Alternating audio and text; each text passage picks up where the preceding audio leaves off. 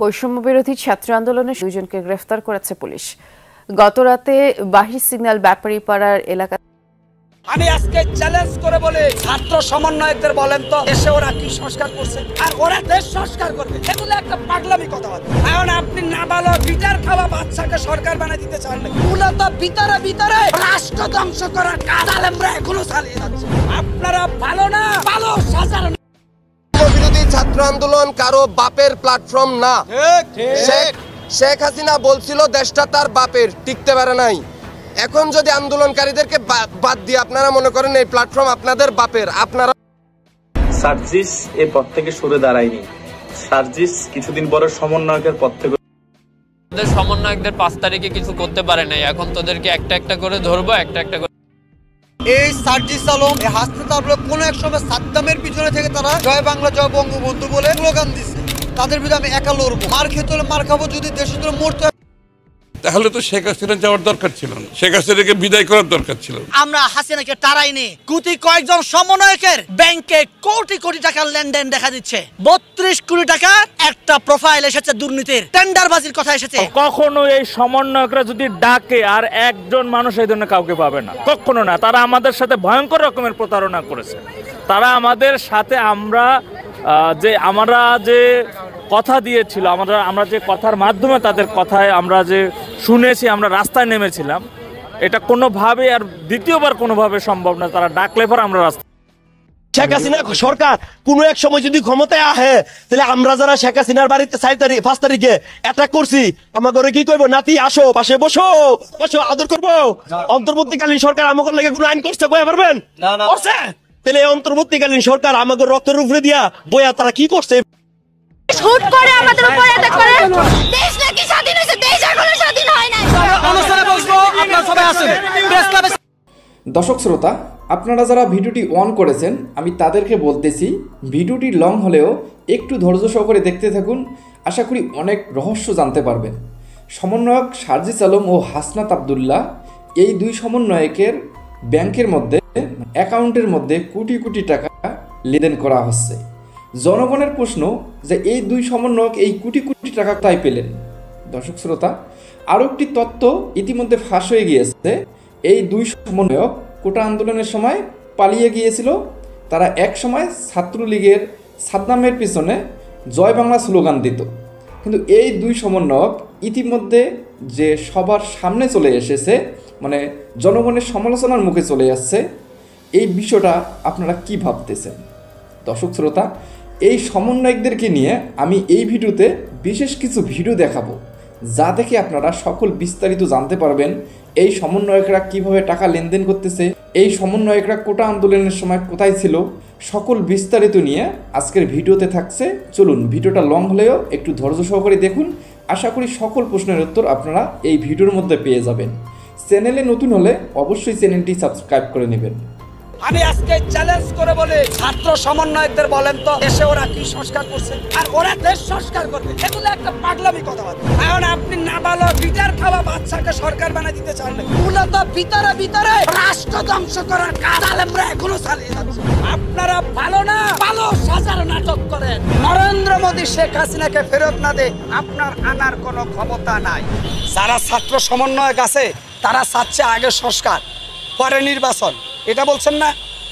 আচ্ছা, আপনারা ওই ছাত্র সমন্বয়কদের বলেন তো দেশে ওরা কি সংস্কার করছে? আরে ভাই, 40 বছরে আল্লাহ নবীদেরকে নবুয়ত দিয়েছে, 40-এর আগে মানুষের মাথায় ভালোভাবে জ্ঞান আসে না। এখন আপনি নাবালক পিটার খাওয়া বাচ্চাকে সরকার বানিয়ে দিতে চান নাকি? সমন্বয়করা আন্দোলন করছে, এটা একটা প্রেক্ষাপট তৈরি হয়েছে আন্দোলনটা খুব অভিমানের থেকে। কিন্তু যদি সার্জিস আলম, হাসনাত আবদুল্লাহ, ওই যে নাহিদ ইসলাম, এদেরকে যদি রাষ্ট্রের প্রেসিডেন্ট বানান, এই রাষ্ট্র 1 সপ্তাহের ভিতরে ধ্বংস হয়ে যাবে। কারণ একজন রাষ্ট্রের প্রধানমন্ত্রী হতে গেলে উনার বয়স মিনিমাম 50 বছর হতে হবে, অর্থাৎ নবুয়তের বয়সটা পার করতে হবে। তাহলে যেখানে 40-এর আগে কোনো নবী নবুয়ত পায় নাই, সেখানে সার্জিস আলম, হাসনাত আবদুল্লাহরা দেশের সরকার হবে আর ওরা দেশ সংস্কার করবে, এগুলো একটা পাগলামি কথাবার্তা। আমি মনে করি সংস্কারের নামে এরা নির্বাচনকে কালক্ষেপণ করছে। আপনি মনে রাখেন, এই স্বাধীনতা আবার নষ্ট হওয়ার সম্ভাবনা তৈরি হয়েছে। এই যে সমন্বয়করা এভাবে স্বাধীনতার রঙে যেভাবে রাঙ্গাচ্ছেন নিজেকে, আপনারা হয়তোবা আর একবার রক্তের সাগরে ডুবে যেতে পারেন। কারণ আওয়ামী লীগের ফ্যাসিজমকে এই দেশের যারা বিচক্ষণ লোক তারা চিনে ফেলছে। আমি কাল নাগিনী সাপকে যতটা ভয় না করি, তার চাইতে 70 গুণ বেশি ভয় করি শেখ হাসিনা এবং আওয়ামী লীগকে। ওদের পক্ষে সবই সম্ভব। ওরা ওই যে ডিবির হারুনকে বাতের হোটেলের মালিক বানিয়ে দিয়ে সেখানে অনেক নিরীহ মানুষকে নিয়ে নির্যাতন করেছে। মিয়া শেখ হাসিনার কাছে ইলিয়াস আলীর কন্যা পায়ে ধরে বলছে আমার আব্বাকে ফিরিয়ে দেন। শেখ হাসিনা আবেগে আপ্লুত হয়ে বলছে যে ঠিক আছে আমি দেখছি। তৎকালীন জিয়াউল হাসানকে ফোন দিছিল যে ইলিয়াস আলী কই। শেখ হাসিনা তো জানে যে শেখ হাসিনার নির্দেশে ইলিয়াস আলীকে গুম করা হয়েছে। ওই তৎকালীন সেই কর্মকর্তা প্রশাসনের বলছে ম্যাডাম 1 ঘন্টা আগে খালাস করে দিছে। কি বুঝলেন? ইলিয়াস আলীকে 1 ঘন্টা আগে যমুনা নদীতে মেরে তার লাশকে সিমেন্টের বস্তা দিয়ে ডুবিয়ে দিয়েছে হাসিনার প্রশাসন। তাহলে আমি শেখ হাসিনাকে কাল নাগিনী সাপের চাইতে ভয় করি। আপনি কি বুঝতে পারেন না কেন ভয় করি? এরা সব পারে। এরা কখনো মুসলমানের লেবাস ধরে, কখনো পশ্চিমাদের লেবাস ধরে, কখনো হিন্দুত্ববাদের লেবাস ধরে, কখনো এরা সুফি সম্রাট সাজে। এরা বহুরূপী শয়তান। এদের থেকে সাবধান থাকতে হবে রাষ্ট্রকে বাঁচাতে হলে। না, ছাত্র রাজনীতি তো অবশ্যই লাগবে, কারণ রাজনীতি করতে হলে তো আপনার ছাত্র জীবন থেকে রাজনীতির অভিজ্ঞতা আস্তে আস্তে। সার্জিস হাসানাত আব্দুল্লাহদের ভবিষ্যৎ কিন্তু ভালো। ওরা যেভাবে লিড দিয়েছে আন্দোলন সংগ্রামে, কিন্তু তারা তো এখনো সেটার উপযুক্ত হয় না ওই চেয়ারে। তার আগে তারা বসে পড়েছে। এই যে সমন্বয়করা উপদেষ্টা হওয়ার কারণে আজকে ছাত্র সমাজ দলে দলে বিভক্ত ফাটল হয়ে গেছে। একটা বোকামি করছে নাহিদ ইসলাম এবং ওই যে ওরা উপদেষ্টা না হয়ে এই দেশের সর্বদলীয় একটি বিপ্লবী সরকারকে গঠন করা উচিত ছিল। সেটা না করে ওরা নিজেরা, ওই যে একটা কথা আছে না, বাচ্চার কান্না থামানোর জন্য 2-1টা চকলেট দিলে বাচ্চার কান্না ঠান্ডা হয়। ওই সমন্বয়ক 2-3টারে উপদেষ্টার পদ দিয়ে ওদের কান্না বন্ধ করছে। মূলত ভিতরে ভিতরে রাষ্ট্র ধ্বংস করার কাজ জালেমরা এখনো চালিয়ে যাচ্ছে। এটা বুঝেন না কেন? এই যে সার্জিস আলম হাসানাত আব্দুল্লাহ এদেরকে বলছি যে বাচ্চাদেরকে যেভাবে লজেস দিয়ে চুপ করানো হয়, ওদেরকে 2-1টা পোস্ট দিয়ে চুপ করা হয়েছে।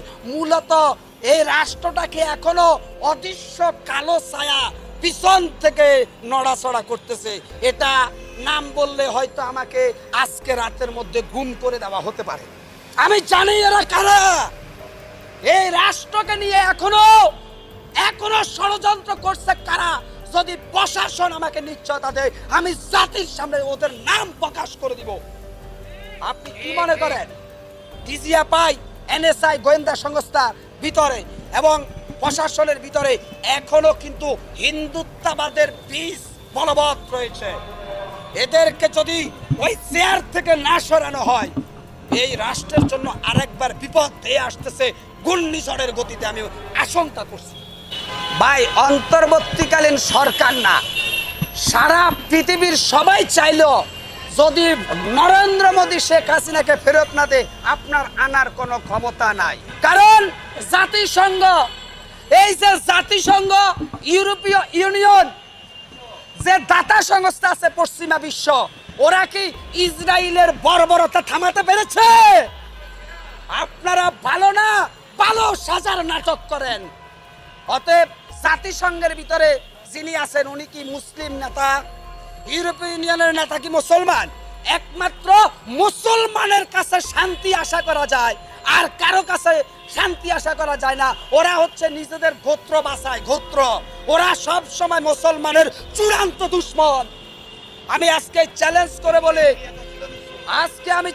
করে বলে জাতিসংঘ, ইউরোপীয় ইউনিয়ন থেকে শুরু করে পশ্চিমা দাতা গোষ্ঠী কখনো মুসলমানের উপকারে আসে নাই। কিয়ামত পর্যন্ত ওরা মুসলমানের উপকারে আসবে না। মুসলমানের উপকার করার জন্য আল্লাহর পদার্থ একটা লোককে পাঠাবেন, যেটার নাম ইমাম মেহেদী, এবং ঈসা নবী শেষ সময় আসবেন, তখন যদি মুসলমানের মুক্তি হয়। অতএব এই যে জাতিসংঘের মহাসচিব সব সময় উনি খালি নিন্দা প্রস্তাব করে ফিলিস্তিনের ব্যাপারে, আদৌ কি ফিলিস্তিনের উপরে যে বর্বরোচিত হামলা ইসরায়েল চালিয়ে যাচ্ছে ওটা বন্ধ হয়েছে? তার মানে জাতিসংঘের যে মহাসচিব উনি যে কেমন মহাসচিব মুসলমানের বুঝতে আর অসুবিধা হওয়ার কথা না। আমি ডোনাল্ড ট্রাম্প বুঝি না, জো বাইডেন বুঝি না, পশ্চিমারা যেখানে স্বার্থ সেখানেই তারা কখনো আপনার আমার উপকার করবে না। এই ডোনাল্ড ট্রাম্প যেখানে স্বার্থ সেখানে, জো বাইডেন যেখানে স্বার্থ সেখানে। এটা আপনাদের বুঝতে অসুবিধা হয় কেন? ওরা কি আপনার আমার উপকারে এসেছে আগে? কখনো কি আসবে? কেন আপনারা ডোনাল্ড ট্রাম্পের কাছে আপনারা ওই যে ভালো কিছু প্রত্যাশা করেন? ডোনাল্ড ট্রাম্প যদি ভালো কিছু করে সেটা ফ্রান্সের জন্য করবে, ইতালির জন্য করবে, তিনি পশ্চিমা বিশ্বের জন্য করবে, আপনার জন্য আমার জন্য করবে না। কারণ আমরা বিশ্বনবীর সৈনিক, আমরা ডোনাল্ড ট্রাম্পের সৈনিক না, আমরা আল্লাহর সৈনিক, আমরা কোরআনের সৈনিক। ডোনাল্ড ট্রাম্প কোরআনের বিপক্ষের সৈনিক। আসসালামু আলাইকুম। বাবা তোরা এবার থাইমা যা, যে পরিস্থিতি তৈরি করছো তোমরা একে অন্যের জন্য, দিন শেষে ছাত্রলীগের চেয়ে কিন্তু ভালো অবস্থা মনে আর হতে যাচ্ছে না। তবে আজকের এই যেই ভিডিওটা আমাদের আজকের টপিকে, এখানে সমন্বয়কদের অবস্থানটা পজিটিভ। তবে শিক্ষার্থী হিসেবে আমরা যাদেরকে দেখেছি তাদেরকে যদি কন্ট্রোল করতে সমন্বয়করা না পারে, কারণ তারাই তো নেতা তাদের। ছাত্রলীগের সাদ্দাম তো আর ঢাকা কেন্দ্রীয় জায়গা থেকে বৈশা, বা যুবদলের যিনি কেন্দ্রীয় নেতা আছেন তিনি ঢাকা থেকে বৈশা সারা বাংলাদেশের ছাত্রদলকে কন্ট্রোল করা সম্ভব না। কিন্তু দায়ভার দিন শেষে ছাত্রলীগ ছাত্রদলের উপরই চলে আসছে। তো এখন আমরা বৈষম্যবিরোধী শিক্ষার্থীদের যারা বস আছে, পলিটিক্যাল আমরা নন পলিটিক্যাল বলি, তারা হচ্ছে আপনার এই সমন্বয়করা, কারণ তারা প্রত্যেকটা ইউনিভার্সিটিতে বিভিন্ন ধরনের একটা অবস্থান নিয়েছিল। তো এখন যখন তারাই তাদেরকে কন্ট্রোল করতে পারছে না, আবার তারাই মারামারিতে লেগে যাচ্ছে, তাহলে প্রশ্ন আসে যে এই ছাত্রদের নৈতিক অবস্থানটা কি হারাই গেল? 6 মাসও সময় হয় না। আসুন দেখি ঘটনা কি। আমরা আগে দেখতাম যে ছাত্রলীগ ছাত্রদল এখন আপাতত ক্ষমতায় নাই, বাট আগে করতো, মানে কিছু থেকে কিছু হলে ওই বাস ভাঙ্গো, এটা ভাঙ্গো, এরে মারো, হেরে ধরো, অনেকটা এই স্টাইলেই ঘটনা হয়েছে ইসলামী বিশ্ববিদ্যালয়ে। ইসলামী বিশ্ববিদ্যালয়ের শিক্ষার্থীদের সঙ্গে এসবি পরিবহনের একটি বাসের সুপারভাইজারের একটা মানে কথা কাটাকাটি হয়।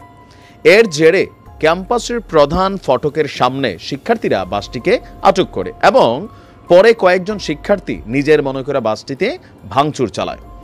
তো এই সময় বৈষম্যবিরোধী ছাত্র আন্দোলনে যারা সমন্বয়করা ছিলেন তারা এখানে পজিটিভ ভূমিকা রেখেছে।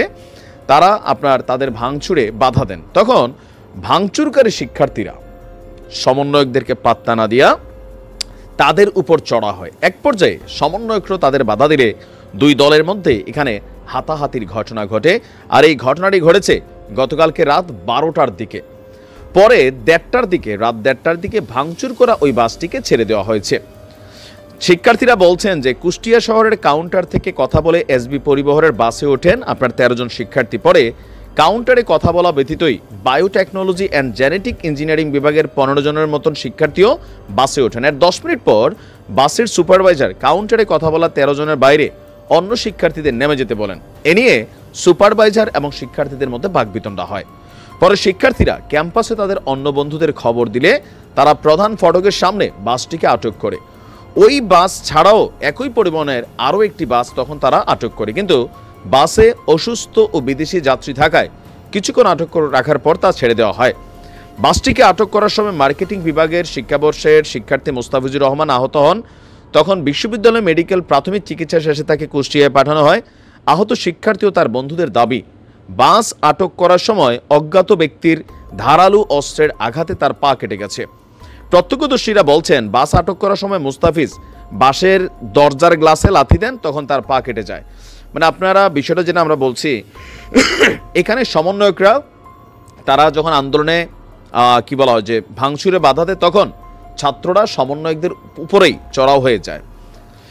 তো পরে প্রক্টোরিয়াল বডির উপস্থিতিতে রাত 1:30টার দিকে বাসটিকে ছেড়ে দেওয়া হয়। এই ঘটনাগুলো আমাদের কি বার্তা দিচ্ছে? আমরা বলছি বাংলাদেশকে বদলায় যেতে হবে, আমরা বলতেছি বাংলাদেশে আমরা পরিবর্তন চাই, বাট এইভাবে কি পরিবর্তন হবে? মব জাস্টিস, আমরা আইনের তোয়াক্কা করবো না। আমার সাথে একজন কন্ট্রাক্টর খারাপ ব্যবহার করছে, আমরা এগুলো আগে দেখছি। এই কোনো ঘটনা হলে ছাত্রলীগের একজন ফোন দিত, পুরো টিম চলে আসতো, লাঠি ছোটা, হেলমেট, হাতুড়া নিয়ে ছাত্রদলেরও সেম কাহিনী ছিল। তো তোমরা যারা সাধারণ শিক্ষার্থী আছো, তো তোমাদের সাথে এই রাজনৈতিক শিক্ষার্থী যারা আছে তাদের পার্থক্যের জায়গাটা কোথায় বাবা? আর সমন্বয়করা যারা আছেন তারা যদি দলকে বা ছাত্রদেরকে কন্ট্রোল করতে না পারেন, বৈষম্য বিরোধী শিক্ষার্থীদের নেতৃত্বে যারা আছেন, তাহলে আপনাদের নেতৃত্ব নিয়েও প্রশ্ন ওঠে। এই পরিস্থিতি চললে আর 3 মাস পরে দেশ ছেড়ে পালানো লাগবে। পলিটিক্যাল দলগুলোর সাথে যে অবস্থান, নিজেদের মধ্যে যে ভাঙন, পিটাপিটি, মামলা হামলা, মানে মোটামুটি একটা আমরা কি বলা হয় যে বায়োস্কোপ টাইপের এখন দেখতে পাচ্ছি। সবাইকে যার যার জায়গা থেকে সাবধান হতে হবে। দেশকে পরিবর্তনের জন্য পুলিশের যেমন পোশাক পরিবর্তন করলে হবে না দাবি তুলছি, তো নিজেদেরও মন মানসিকতাতে পরিবর্তন আনতে হবে।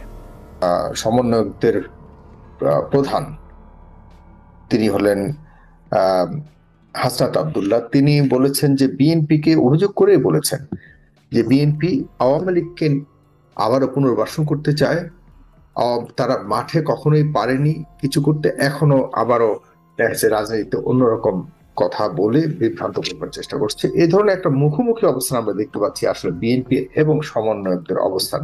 এটি কি শুধুই রাজনীতি নাকি আসলেই এই মুখোমুখি অবস্থানের ভবিষ্যৎ আরো ঘনীভূত হবে এবং এটি কোন পথে যাবে সে নিয়ে আমরা বুঝবার চেষ্টা করব। পাশাপাশি আমরা যে বিষয়গুলিকে আজকে আলোচনায় তুলে আনার চেষ্টা করব সেগুলি হলো যে আসলে রাজনীতিতে সমন্বয়কদের ভূমিকা বর্তমানে কি এবং সমন্বয়করা কি করতে চাচ্ছে, তাদের যে রাজনৈতিক দলগুলোটা করতে যাচ্ছে সেটির উদ্দেশ্য বা কি, এসব নিয়ে আমাদের আজকের আলোচনা আছেন জনাব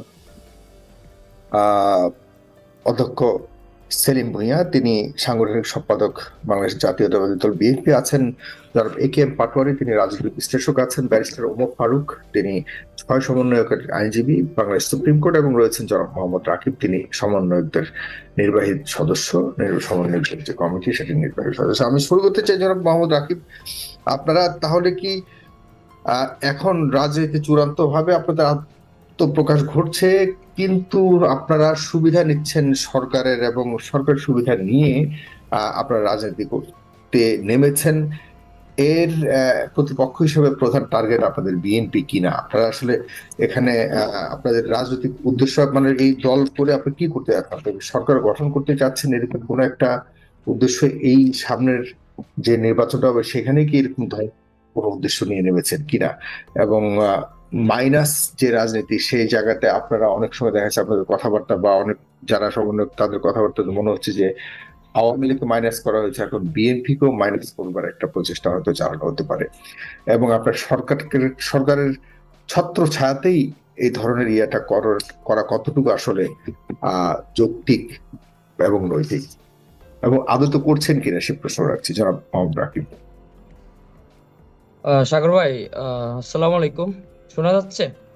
স্পষ্ট শোনা যাচ্ছে, বলবেন। হ্যাঁ, সবাইকে ধন্যবাদ, আজকের আলোচক বৃন্দ, সম্মানিত বিভিন্ন রাজনৈতিক ব্যক্তিবর্গ, এবং এই অনুষ্ঠান যারা দেখতেছেন সবাইকে শুভেচ্ছা।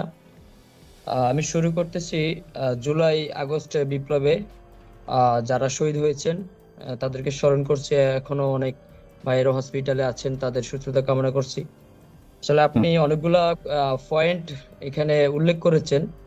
আমি প্রথমে মাইনাস ফর্মুলার রাজনীতি নিয়ে কথা বলতে চাই। আওয়ামী লীগকে অবশ্যই আমরা মাইনাস করেছি এবং চূড়ান্তভাবে মাইনাস করা হবে আগামী ইলেকশনের মাধ্যমে। কারণ আওয়ামী লীগ গণহত্যাকারী একটা দল। এই দলকে 5ই আগস্ট ছাত্র জনতার গণ অভ্যুত্থানের মাধ্যমেই মাইনাস করা হয়েছে, এবং আওয়ামী লীগের সাথে সাথে আমরা ভারতকেও মাইনাস করেছি, যে ভারত আওয়ামী লীগকে 16 বছর রাজনীতিতে সুযোগ সুবিধা দিয়ে আসছে এবং আওয়ামী লীগ সরকারকে ক্ষমতা রেখেছিল। এখন বিএনপিকে আমরা কেন মাইনাস করতে যাব এবং বিএনপি কেন আমাদের প্রতিপক্ষ হবে, এই প্রশ্ন কেন আজকে শুনতে হচ্ছে? এটা নিয়ে অনেক আলোচনা হতে পারে। আমি আমার জায়গা থেকে বলতে চাই যে আমাদের প্রতিপক্ষ বিএনপি না, আমাদের প্রতিপক্ষ কোনো রাজনৈতিক দল না, আমাদের একমাত্রই শত্রু, একমাত্রই বিরোধী দল, সেটা হচ্ছে আওয়ামী লীগ। আওয়ামী লীগ ছাড়া আমাদের সবাই আমরা বন্ধু। রাজনৈতিকভাবে বিএনপি, জামাত, গণ অধিকার পরিষদ, অন্যান্য যে রাজনৈতিক দলগুলো আছে, বিগত 16টি বছর প্রত্যেকটা রাজনৈতিক দল এই আওয়ামী লীগের শেখ হাসিনার হাতে নিষ্পেষিত হয়েছে, নিপীড়িত হয়েছে, জেল খেটেছে, আওয়ামী গুম লীগের সাথে হয়েছে। বিএনপিকেও তো একইভাবে গণ্য করা হচ্ছে। No, আপনাদের no, একজন ভাই, নেতা, এখানে আপনাদের একজন নেতা নাগরিক অধিকার নাগরিক জাতীয় নাগরিক কমিটির একজন শীর্ষ নেতা বলেছেন যে এই দেশে জিয়াবাদ এবং মুজিববাদ কোনোটাই থাকবে না। না না, সেটা আমরা দ্বিমত আছে আমাদের। আমরা সেটাই আমরা ফেসবুকে কিংবা সোশ্যাল সাইটে আমরা আমাদের দ্বিমত প্রকাশ করেছি যে মুজিববাদ মুর্দাবাদ এটা আমরা নিজেরা ঘোষণা দিয়েছি। আমরা স্লোগানের মাধ্যমে মুজিববাদকে মুর্দাবাদ হিসেবে আমরা আখ্যায়িত করেছি। জিয়াবাদের এখানে প্রশ্ন কেন আসবে? এখন তিনি কোন বিষয়ে বলেছেন বা কোন প্রেক্ষাপটে বলেছেন সেটা তার বক্তব্য, কিন্তু আমি বৈশ্ববিরোধী ছাত্র আন্দোলনের আপনাদের সংগঠনের আপনাদের একটা গুরুত্বপূর্ণ সংগঠনের তিনি প্রধান। দেখুন এখানে আমাদের সংগঠন বলতে আমি আপনাকে ভাই আমাকে বলতে দেন, এখানে নাগরিক কমিটি এখন আলাদা, বৈশ্ববিরোধী ছাত্র আন্দোলন আলাদা। সামনে রাজনৈতিক দল আসতেছে, দুইটা মিলে আসতেছে, তখন সেটা আমাদের হবে। এখনো কিন্তু আমরা আমাদের জায়গা থেকে আমরা রোল প্লে করতেছি। এখন তারা নাগরিক কমিটি কি বক্তব্য দিচ্ছে সেটাকে আমাকে ইঙ্গিত করে বলাটা আমি একই, এই যে সামনে রাজনৈতিক দল করবেন সব তো একসাথে হয়ে করবেন। হ্যাঁ, একসাথে হবে, এখনো একসাথে হয় নাই। রাজনৈতিক দল আত্মপ্রকাশ ঘটবে, একসাথে হবে, এখনো হয় নাই। তো উনার বক্তব্যে আমি কথা বলতে চাই না, কিন্তু শহীদ জিয়া আমাদের সবার অহংকার। এই বাংলাদেশে উনি বহুদলীয় গণতন্ত্র প্রতিষ্ঠা করেছেন, সবাইকে রাজনীতি করার সুযোগ সুবিধা দিয়েছেন, রাজনীতি করার সুযোগ সৃষ্টি করে দিয়েছেন। সেখানে শহীদ রাষ্ট্রপতি জিয়াউর রহমানকে আমি কোনোভাবেই উনি একজন বিতর্কিত লোক ওইভাবে আমি কখনোই দেখি না, কখনো চিন্তা ভাবনা করি না।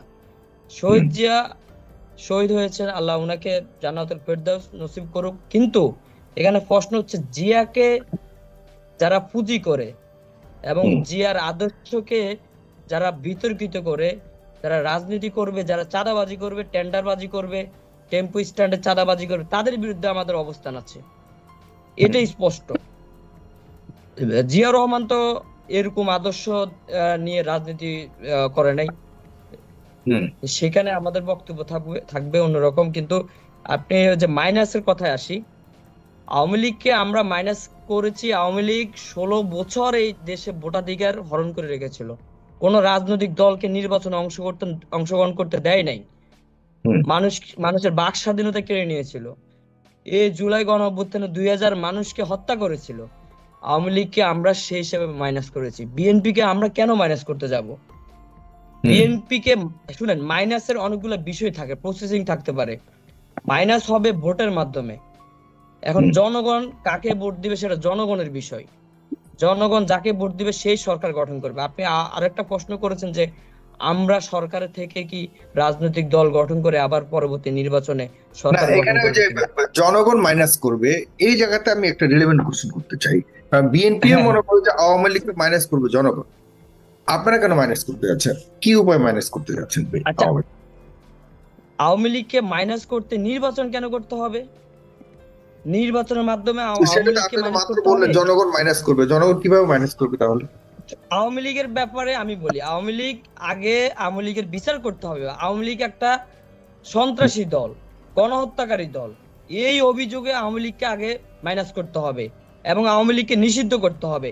বিএনপির নেতাকর্মীদেরকে আমি বলতে চাই যে আপনারা নির্বাচন চান, নির্বাচন তো আমরাও চাই, একটা যৌক্তিক সময় নির্বাচন অবশ্যই হবে, কিন্তু বিএনপির নেতা কর্মীদের মুখে এখনো শুনি না যে আগে আওয়ামী লীগের বিচার করতে হবে বা আওয়ামী লীগকে নিষিদ্ধ করতে হবে।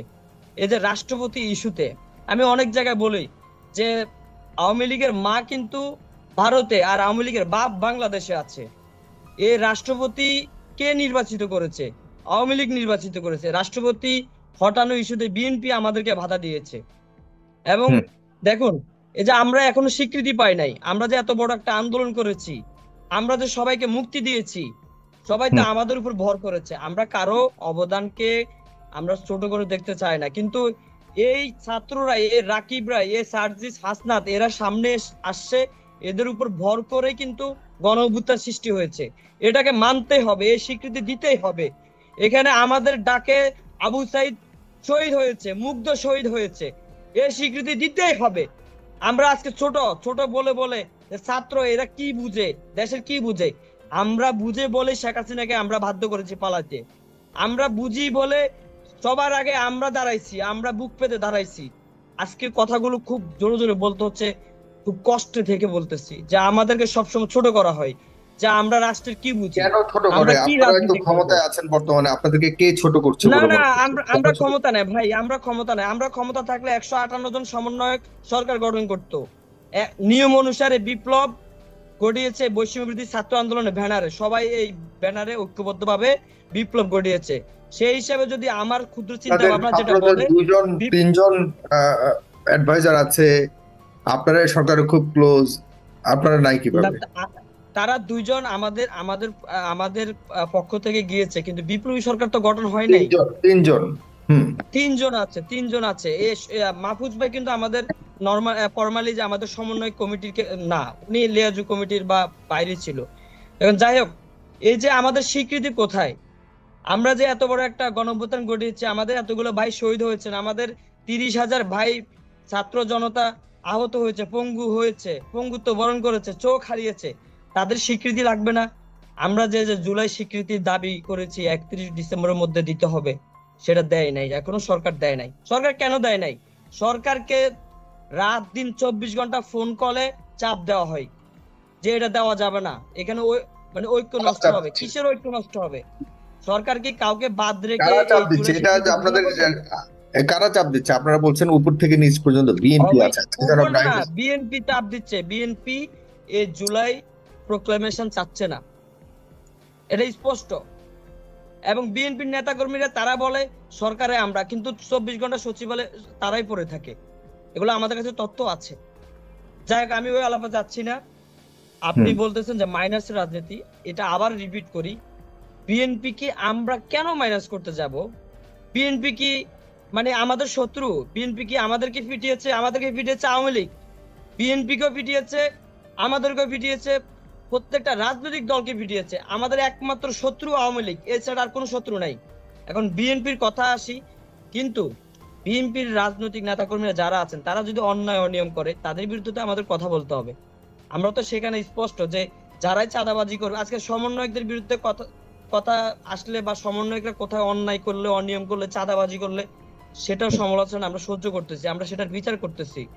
আমরা চাই যারাই অন্যায় করবে, দেশে এমন একটা পরিবেশ থাকুক, যারাই অন্যায় করবে প্রত্যেকের বিচার করতে হবে। সেটা বিএনপি হোক বা সমন্বয়ক হোক বা যে কোনো দলে হোক, হোয়াট এভার। এখন আওয়ামী লীগের বিচার ছাড়া আমার একটা কষ্ট লাগে যে মির্জা ফখরুল ইসলাম সাহেব এই দেশের সবচেয়ে সজ্জন ব্যক্তি রাজনীতিতে, ওনার মতো মানুষ হয় না। তিনি আজকে বলেছেন যে নির্বাচন হলে যেই আসুক, নির্বাচন তো দিতে হবে। হ্যাঁ, নির্বাচন তো অবশ্যই দিতে হবে স্যার, কিন্তু আপনি এখন পর্যন্ত বলেন না যে আওয়ামী লীগের বিচার আগে করতে হবে, আওয়ামী লীগকে আগে নিষিদ্ধ করতে হবে। আপনারা কার প্রেসক্রিপশনে এখন নির্বাচন করতে চান? আমার ছোট মাথা হলো, কিন্তু আমরা বুঝি, আমাদের কাছে সেগুলো আসে, তথ্য আমরা পাই। এখন জনগণ অবশ্যই কি তথ্য পান? আপনাদের একজন আজকে নাহিদ ইসলাম একই কথা বলেছেন, আপনি কি মনে করেন? আমরা রাস্তায় গুলি খাচ্ছি ভাই। 5 তারিখ আপনি আমাকে টক শোতে 5 মিনিটের জন্য নিয়েছেন, আপনার মনে আছে?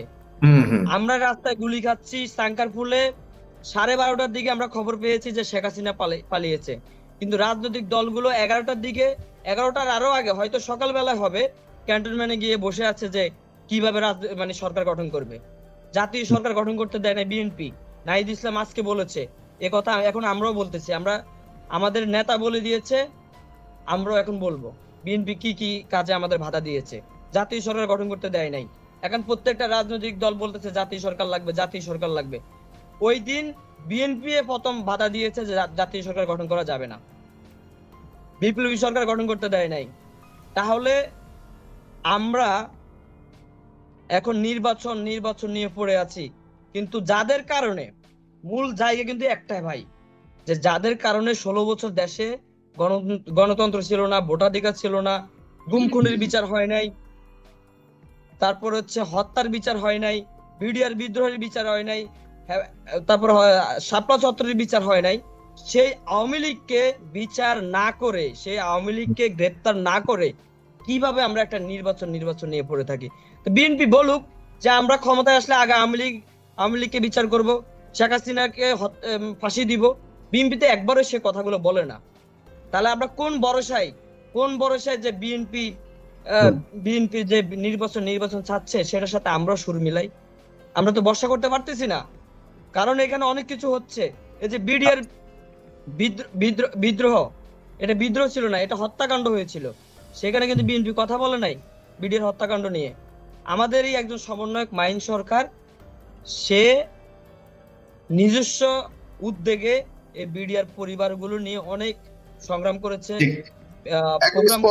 অনেকগুলি স্পর্শকাতর বিষয়ে প্রশ্ন ছুড়ে দিয়েছেন বিএনপির প্রতি। আমার কাছে মনে হয় আমি এগুলি নিয়েই বিএনপি নেতার কাছে সরাসরি যেতে চাই। জনাব অধ্যক্ষ সেলিম ভুঁইয়া, এই এতগুলি প্রশ্ন কোনোটা কি ফেলে দেওয়ার মতো?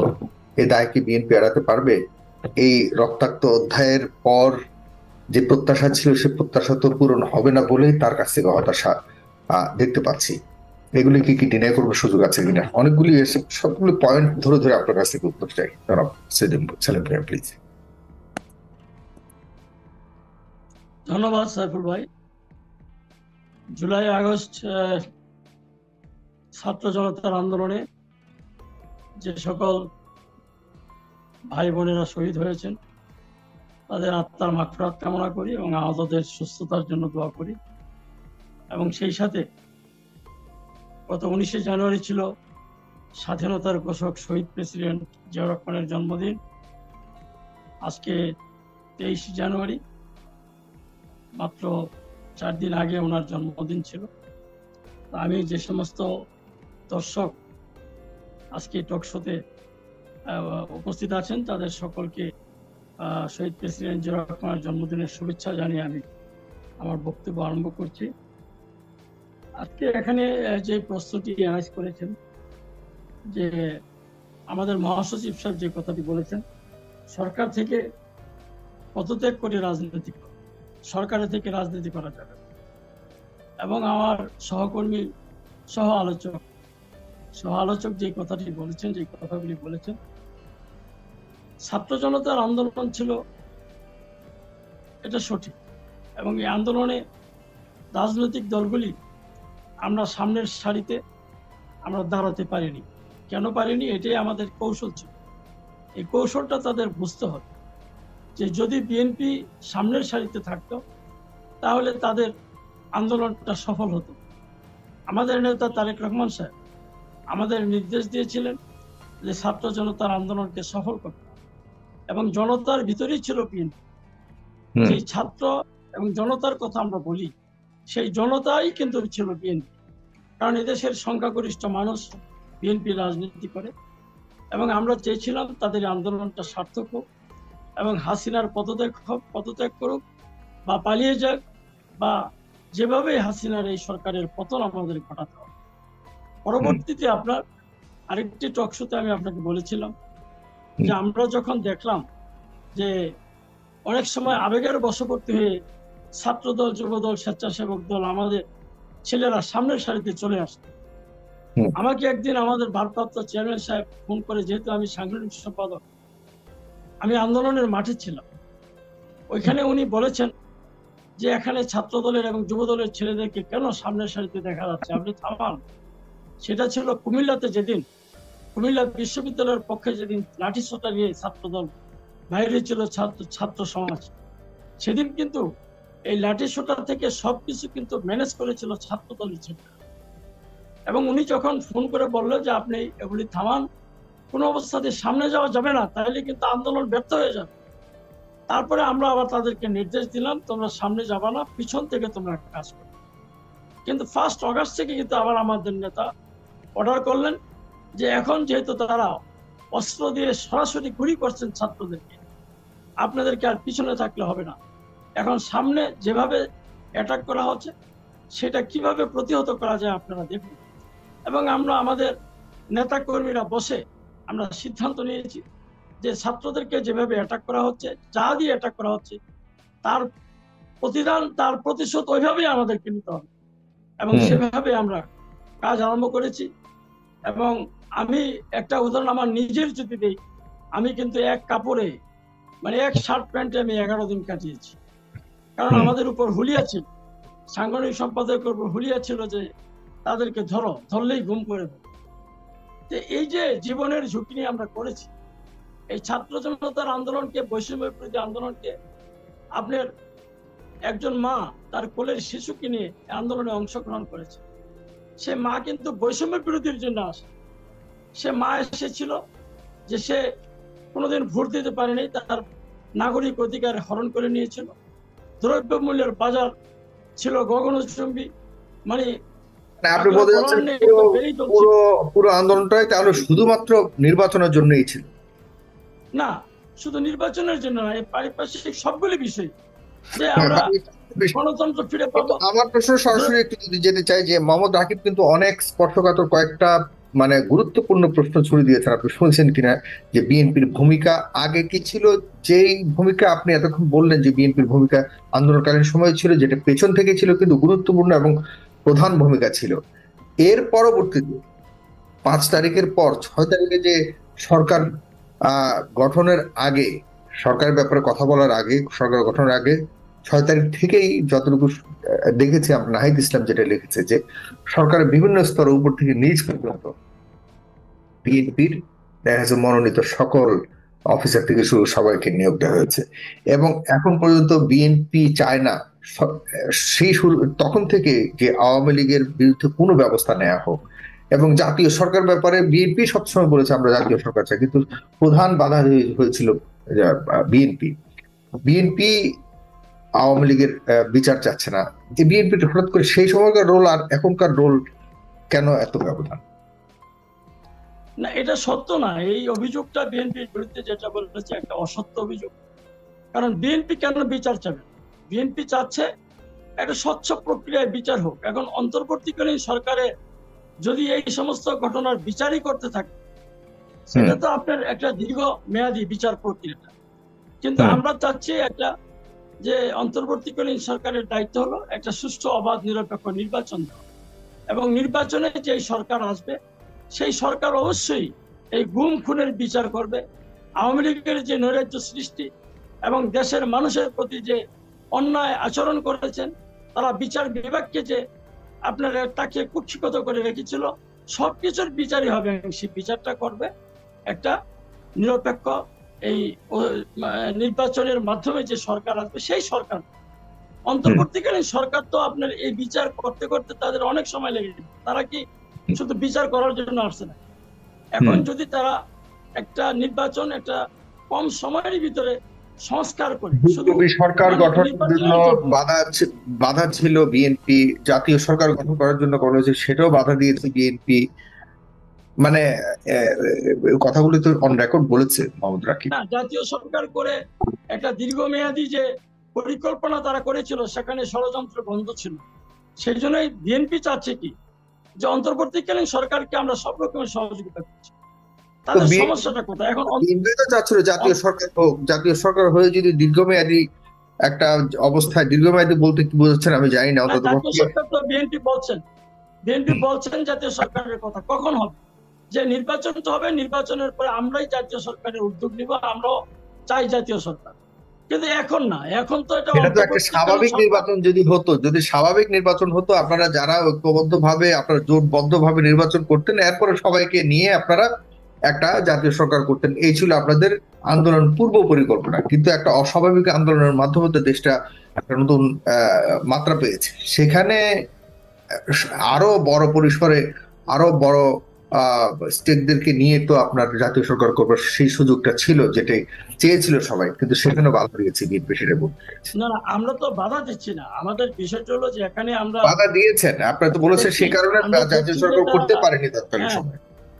আমরা দেখছি যে আপনার জাতীয় সরকারের নামে একটা ষড়যন্ত্র করা হচ্ছে। এখানে একটা দীর্ঘমেয়াদী পরিকল্পনা তাদের আছে, তারা চাচ্ছে না এখন নির্বাচন দেওয়ার জন্য। সেই জন্য বিএনপি চাচ্ছে যে না, জনগণের ক্ষমতা জনগণকে ফিরে দেওয়ার জন্য এদেশের মানুষ আন্দোলন করেছে, সংগ্রাম করেছে, আমরা রাস্তায় 17 বছর আন্দোলন করেছি এবং ছাত্র জনতার পিছনে যে আমরা শ্রম দিয়েছি, মেধা দিয়েছি, কাজ করেছি। আমরা চাই যে তারা কোনো আপনার ইয়ার মধ্যে না পড়ুক, তারা সমালোচনার মধ্যে না পড়ুক। এবং এই ছাত্রদের যে আজকে বৈষম্য বিরোধী যে ছাত্র আন্দোলন, তাদের যে অ্যাচিভমেন্টটা, সেই অ্যাচিভমেন্টটা তারা বহাল রাখুক, ভালো থাকুক তারা, এটা আমরা চাচ্ছি।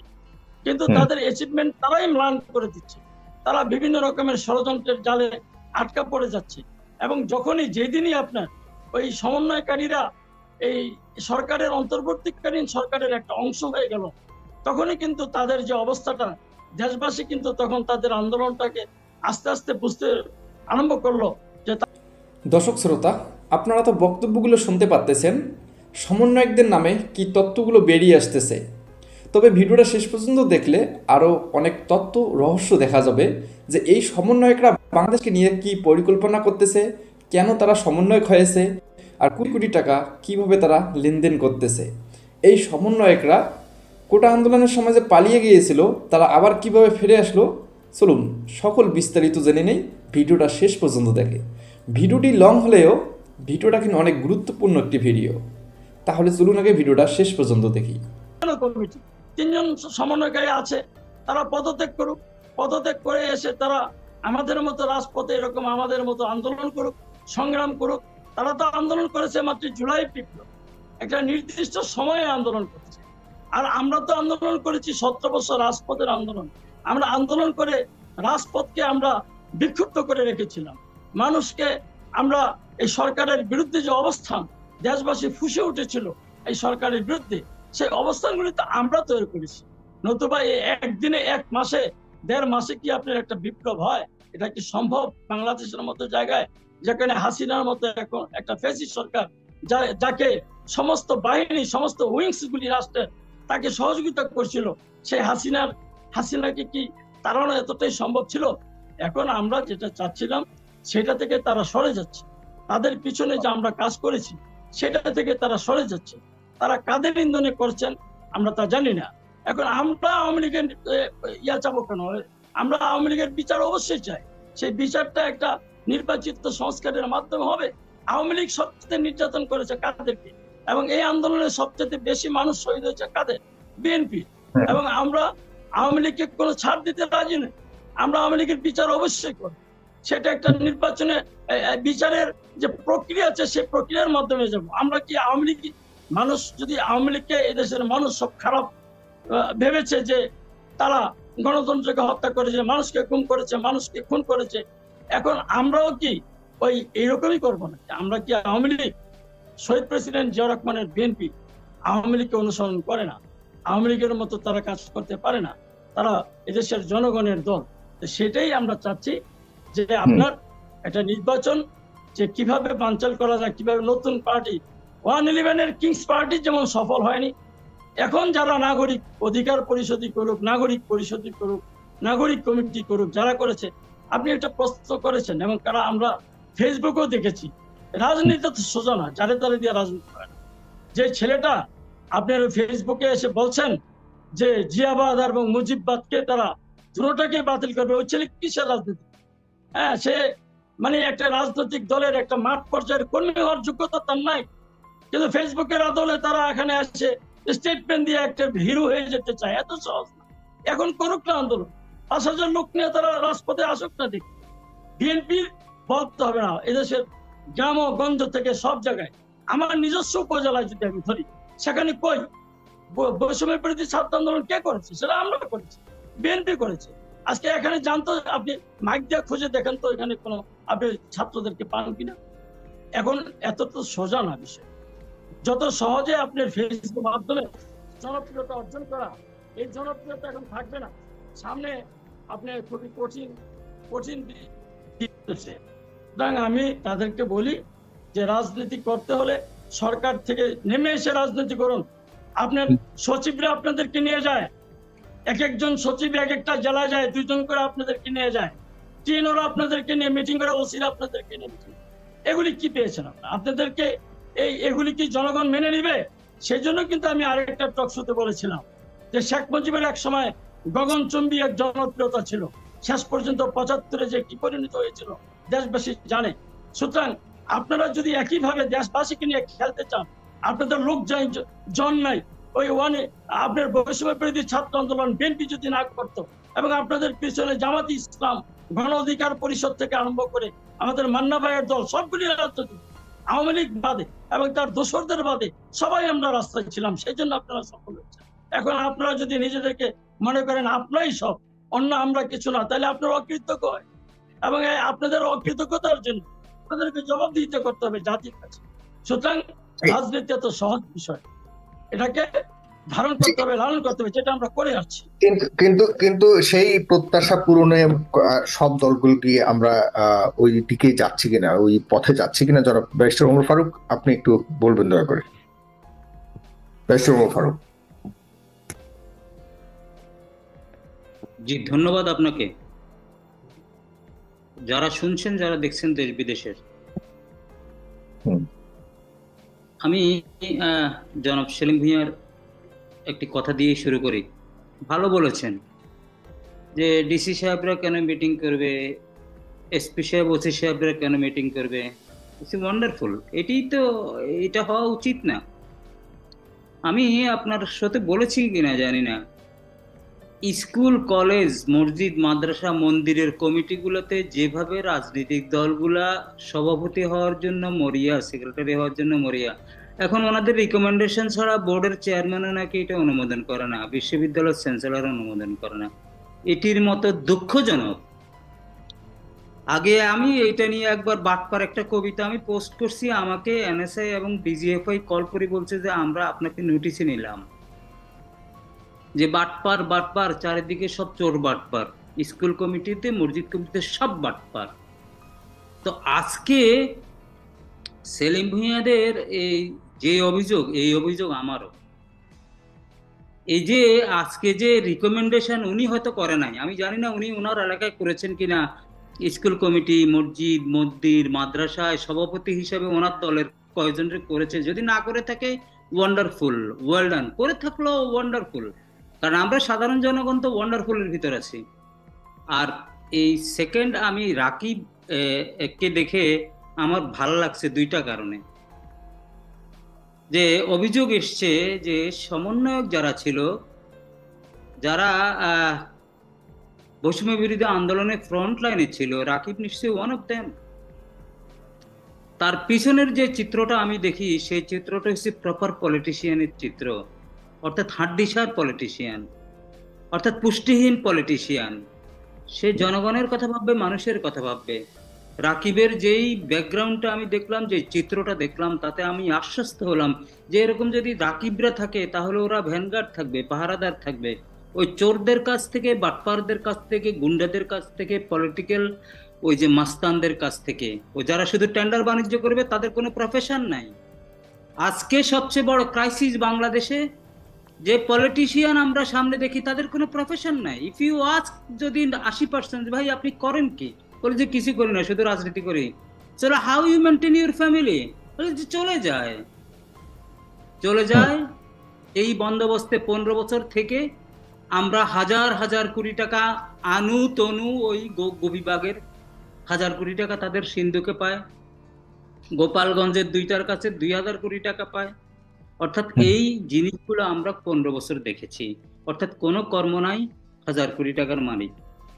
আজকে সেই বন্দোবস্তের বাইরে আমাদেরকে যেতে হবে।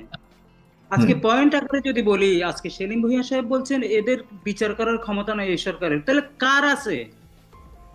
গত 53 বছরে অনলি 50% ম্যান্ডেট নিয়ে সরকার গঠিত হয়েছে। আপনাকে আমি বলে দিই, হিসাব করে ডাটা দিই, এটা বুঝতে পিএইচডি লাগবে না, আর না বুঝতেও পিএইচডি লাগবে না। গত 15 বছর যে সরকার হয়েছে, আইদার বিএনপি, আওয়ামী লীগ, 15 থেকে 20% লোকের সরকার ছিল। কেন জানেন? 53% ভোট হয়েছে, 47% ভোটের বাইরে ছিল। 53%-এর ভিতর কেউ 30% পেয়েছে, 30%, 28, 29% পেয়ে সরকার গঠন করেছে। আর এই সরকার সব দলের, এই সরকার সব মানুষের। সেলিম ভাই ভালো একটা কথা বলেছেন যে কোলের শিশু নিয়ে মা এসছে ভোটের জন্য না, মা এসছে বৈষম্যের বিরোধী আন্দোলন করতে গিয়ে তার সন্তানরা যে গুলিবিদ্ধ হয়ে কাতরাচ্ছে তার প্রোটেকশনের জন্য এসছে। মা এসছে যে এই লুটপাট, এই গুম, হত্যা, অরাজকতা এটা বন্ধ করতে। আর এই আন্দোলনটা 15-20 দিনের আন্দোলন না, আমি এগ্রি সেলিম ভাইয়ের সাথে। এই আন্দোলন কোটা বিরোধী আন্দোলন হয়েছে, ছাত্ররা নেমেছে। আপনার মনে আছে কিনা, ক্যান্টনমেন্টে যখন অ্যাক্সিডেন্ট হয়েছে ছাত্ররা নেমেছে রাস্তায়, হাজার হাজার ছাত্র, লক্ষ লক্ষ ছাত্র।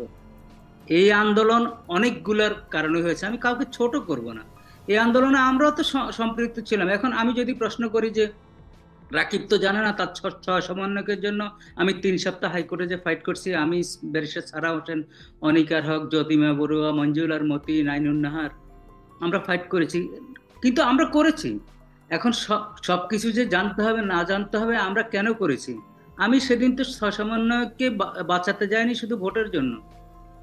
ভোট আমার কাছে আতঙ্কের নাম, বারবার বলি না, কিন্তু বিএনপির যে আশঙ্কার জায়গা, সংশয়ের জায়গা, সেটিকে আপনি ফেলে দেওয়ার মতো। বিএনপি তো যদি বিএনপি বা জামায়াতে ইসলামে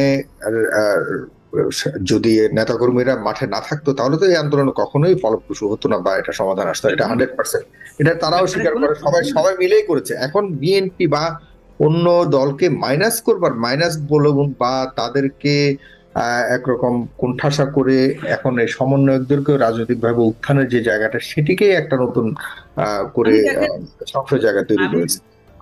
আমি দেখেন, বিএনপির শঙ্কা, বিএনপির দুশ্চিন্তা, সমন্বয়কদের যেমন জিয়াবাদ, মুজিববাদ এই দেশে হবে না, এই ধরনের কথাবার্তা বলা, এটা কি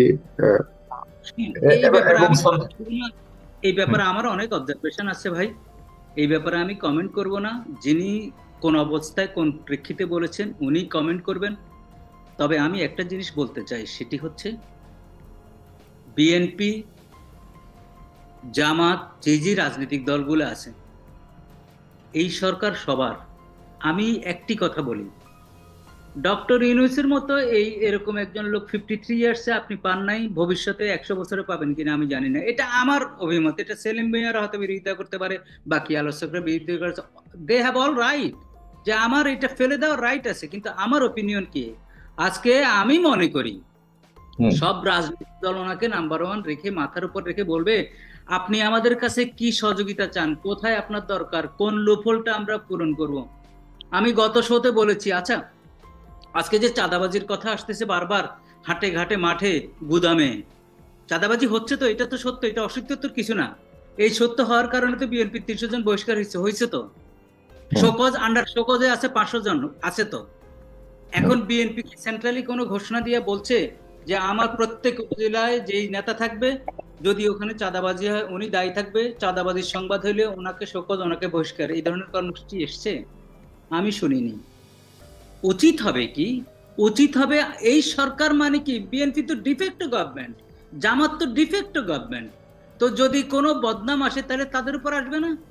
আপনি ডিফেক্ট গভর্নমেন্ট হবেন, বদনামের আপনি ভাগ হবেন না, তা তো হবে না। আমি যে প্রশ্নে আসতেছি, আজকে শঙ্কার জায়গা যেটি হচ্ছে যে আমাদের পার্শ্ববর্তী দেশ অনেক খেলা খেলছে এবং পার্শ্ববর্তী দেশের কাছে ধর্ণা দিচ্ছে, সব রাজনৈতিক দল ধর্ণা দিচ্ছে, এরকম একটা পাবলিক পারসেপশন আছে।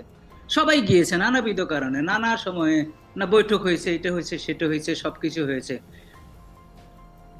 50% মানুষের আশঙ্কা বা 50-60, আমার তো ডেটা নাই, আশঙ্কা হলো যদি তাদের ছত্র ছায়ায় আবার যদি কেউ ক্ষমতায় আসে, তাহলে আমার দুঃখের সীমা থাকবে না তো, আমাদের পরিসমাপ্তি হবে না তো। পরিচ্ছন্ন আমরা রাজনীতি চাই, আমরা পরিচ্ছন্ন ভোট চাই। আপনি আবার আমি রিপিট করি, ভোটের কথা বলছেন, এই ভোটের একটা পরিচ্ছন্ন পরিশুদ্ধ একটা ভোটার লিস্ট কি হয়েছে? যেটা 15 বছর বিএনপি দাবি করে আসছে যে তুমি ভোটার লিস্ট ঠিক করো, আমার এজেন্ট যেতে পারে না, এজেন্ট ট্রেনিং দাও, এজেন্টের নিরাপত্তা দাও, ওসিডিসিরা ভোট কাটে, ওসিডিসিদেরকে নিবৃত করার ব্যবস্থা করো। তারপরে এই কথা বলছে কিনা ভোট বাতিলের ক্ষমতা কেড়ে নিয়েছে ওই সরকার, এই বাতিলের ক্ষমতা দিয়ে দাও। তারপরে এই কথা বলছে কিনা যে গত সরকারের এই আজেবাজে নির্বাচনের সময় যারা ভোট রিগিং করেছে তাদের বিচার করো, 154 জন এমপির বিচার করো, এই 3টা টার্মে যারা যারা এমপি হয়েছে তাদের সম্পদ বাজেয়াপ্ত করো। সুস্পষ্ট কি আপনারা পেয়েছেন কিনা আমি জানি না, যদি পেয়ে থাকেন তাহলে ভালো। রাজনৈতিক দলগুলোর কর্মসূচি আছে? এই যে প্রফেসর, আমি একটা কথা বলি, এই যে বিশ্ববিদ্যালয়ের প্রফেসররা এই যে অর্থনীতিতে যে লুটপাট করেছে, বণিক বার্তার একটা রিপোর্ট এসেছে আমাদের কাছে, আমরাও জানি। এই যে আতিউর রহমান থেকে শুরু করে এই যে যত আছে প্রফেসর, যত ডিএসসি মিএসসি সব প্রফেসররা, তো ওদের বিচারের জন্য কোনো কর্মসূচি এসছে? এই ইনস্টিটিউশনগুলো যে ধ্বংস করে ফেলছে, এই কর্মসূচি দিয়েছে, এই ধ্বংস স্তূপের মধ্যে আমরা এই কর্মসূচি দিলাম, এইভাবে এটা রিগেইন করো বলছে আজকে পর্যন্ত। আমার কথা হলো যিনি গভর্নমেন্টে যাবেন কালকে বা ফলোয়িং মর্নিং এ বা পরশু, তার কর্মসূচি তো হওয়া উচিত এইটা যে 15 বছর দেখেন এই হয়েছে, এই 15 বছরে এরা জড়িত, তুমি তত্ত্বাবধায়কে আসো, তোমারে আমরা ক্ষমতা দিলাম, তুমি এদেরকে সবগুলোর বিচার করো। ভাই প্রত্যেকটা অ্যাপয়েন্টমেন্টে নিজের লোক যেতে হবে, এটা আমরা দেখি তো। সুপ্রিম কোর্টে ওকালতির করার কারণে তো অনেকগুলো দেখি তো, সব অঞ্চল থেকে লোক আসে তো, পত্রপত্রিকায় রিভিল্ড হয়তো। তো যেই জিনিসগুলো বিএনপির এখন শঙ্কা, আমি মনে করি বিএনপি অ্যাড্রেস করা উচিত। আমি জানি না, হয়তো আমার বলা এইভাবে ঠিক হবে না, যেহেতু সেলিম ভুঁইয়া সাহেব আছেন, ওনাদের অ্যাড্রেস করা উচিত, মানুষের কাছে যেতে হবে। আগামী নির্বাচন যদি 50% ভোট হয়, এই ভোটটা নিয়ন্ত্রণ করবে শিক্ষিত ছেলেপেলেরা। আমি আপনারে বলি, আমি শেষ করে দিই, শিক্ষিত এই ছেলেগুলা ভোটের নিয়ামক শক্তি হবে, ওরা ওপিনিয়ন ফর্ম করবে, ওরা ওদের বাবা চাচা কাকা মামাদেরকে দিয়ে ওপিনিয়ন ফর্ম করে কিন্তু একটা বিপ্লব ঘটাবে। ওদের কাছে যাওয়ার জন্য কোনো কি কর্মসূচি বিএনপির আছে কিনা বা অন্য দলের আছে কিনা সেটা তারা বলবে। তবে আমি মনে করি সিটিজেন হিসেবে থাকা উচিত, তাদেরকে ভোট কেন্দ্রে আনার যেরকম ট্রেনিং এর ব্যবস্থা করা উচিত, তেমনি পরিচ্ছন্ন প্রার্থী ওই এলাকায় যাবে। ওই যে আমি আমার ফেসবুকে একটা শেষ করে দিই সাগর ভাই, আমি কিন্তু আমার এই ফেসবুকে আপনি হয়তো পেয়েছেন, আমি বলেছি যে পাঞ্জাবি পরা ধপধপে সাদা পাঞ্জাবি পরা এখন লোকজন আনাগোনা করে গ্রামে। আমি গ্রামের সচেতন সমাজকে বলছি যে জিজ্ঞেস করুন যে ভাই তুমি যে এত চকচকে পাঞ্জাবি পরেছো, তোমার পেশা কি? তুমি যে নগদ টাকা আমাদেরকে দিচ্ছ, তোমার আয় কি? তুমি এতদিন ধরে কোন আয়ে নিযুক্ত ছিলা, তুমি আমাদেরকে ব্যাখ্যা করো। শুধু এই কথা বললে বাটপার গুলা এখন আবার গ্রামে গঞ্জে পাঞ্জাবি পাজামা পরে ওই কালো টাকার মালিকের সাথে বন্দোবস্ত করে এলাকায় যাচ্ছে। ওই কালো টাকার বন্দোবস্তের মালিক কিন্তু এখন নমিনেশন দিচ্ছে। কালো টাকার বন্দোবস্ত যারা কালো টাকা আয়ন করছে 15 বছর, তারা কিন্তু 2-1 জনকে চুজ করে মাঠে নামিয়ে দিয়েছে। তো আমি তো ভোট করতে পারবো না, তুই আমার পক্ষে ভোট কর। ওদেরকে প্রতিহত না করলে আপনি যেই তিমিরে আছেন সেই তিমিরেই থেকে যাবেন।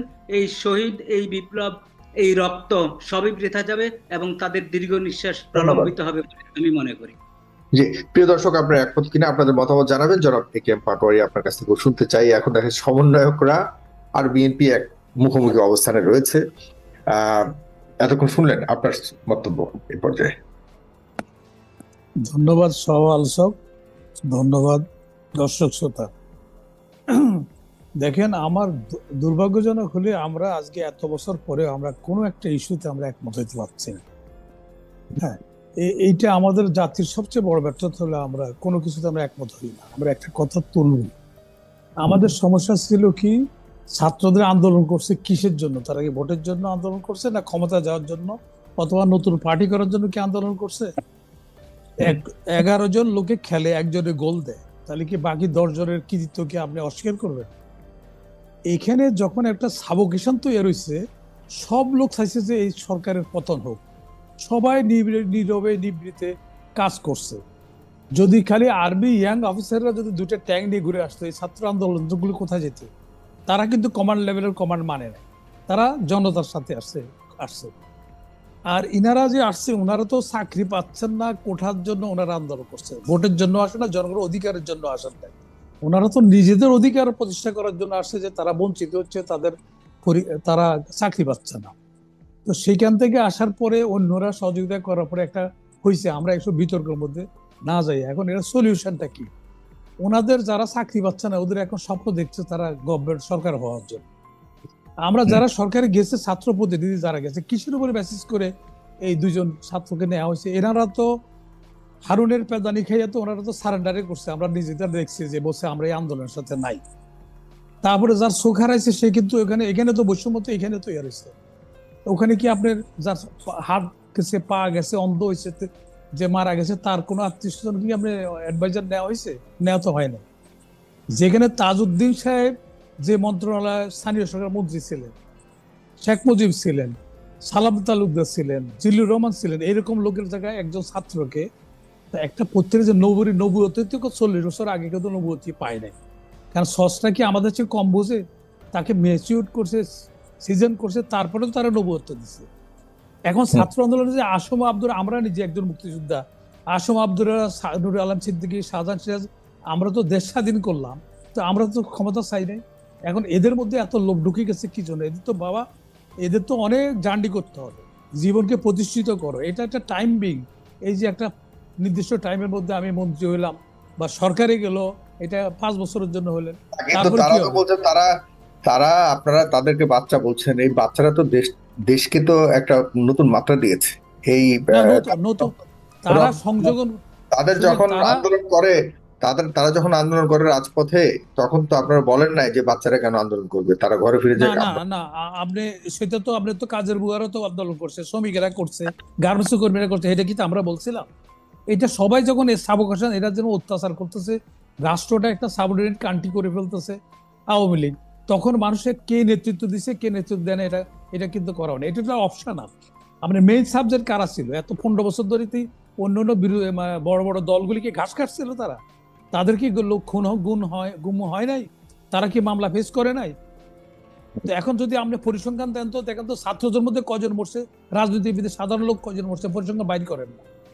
নাম্বার 1। নাম্বার 2 হলো আপনার ওই যে বলতেছে যে সর্বদলীয় সরকার গঠন করতে, সর্বদলীয় গঠন করার পরে কার কে কোঠা নিবে, বিএনপিতে কজন নিবে, এই জন্য সেইখানে যে আরেকটা মত দ্বিমত হতো, তাহলে শত্রুপক্ষ সুযোগটা নিত। বরঞ্চ সেইখানে যে বিএনপি যে এটা দূরদর্শিতার পরিচয় দিচ্ছে যে এখন বাবা ইমিডিয়েটলি ইলেকশনটা করে জনগণের উপরে ছেড়ে দাও, জনগণ হলে মালিক, এখানে তো অন্যরা কেউ। আর তারপরে তাদের যদি সদিচ্ছা থাকে, তার দ্রুত বিচার আদালত করে তাদেরকে বিচার করে না কেন? একটা প্রতিষ্ঠানের সব লোক কিন্তু দোষী না, এই কথা, এই কনসেপ্টটা তো ভুল, এই ধারণা তো ভুল। অনেক সময় আওয়ামী লীগের মধ্যে ফিরাউলিও তো থাকতে পারে, তাহলে যে দোষী হয়েছেন তারা দ্রুত বিচার হতে আপনি আনেন। একটা প্রতিষ্ঠানকে আপনি দোষারোপ করছেন কেন? যেটা আওয়ামী লীগ করছিল জামাতের জন্য, করে সেটা সাকসেস হয় নাই। কয়দিন আগে তো তাকে পার্টিকে ব্যান করছিল, কি সেটা ঠিক যেতে পারছে? কয়দিন পরে আবার হেদায়েতের নেতৃত্ব চলে গেছে।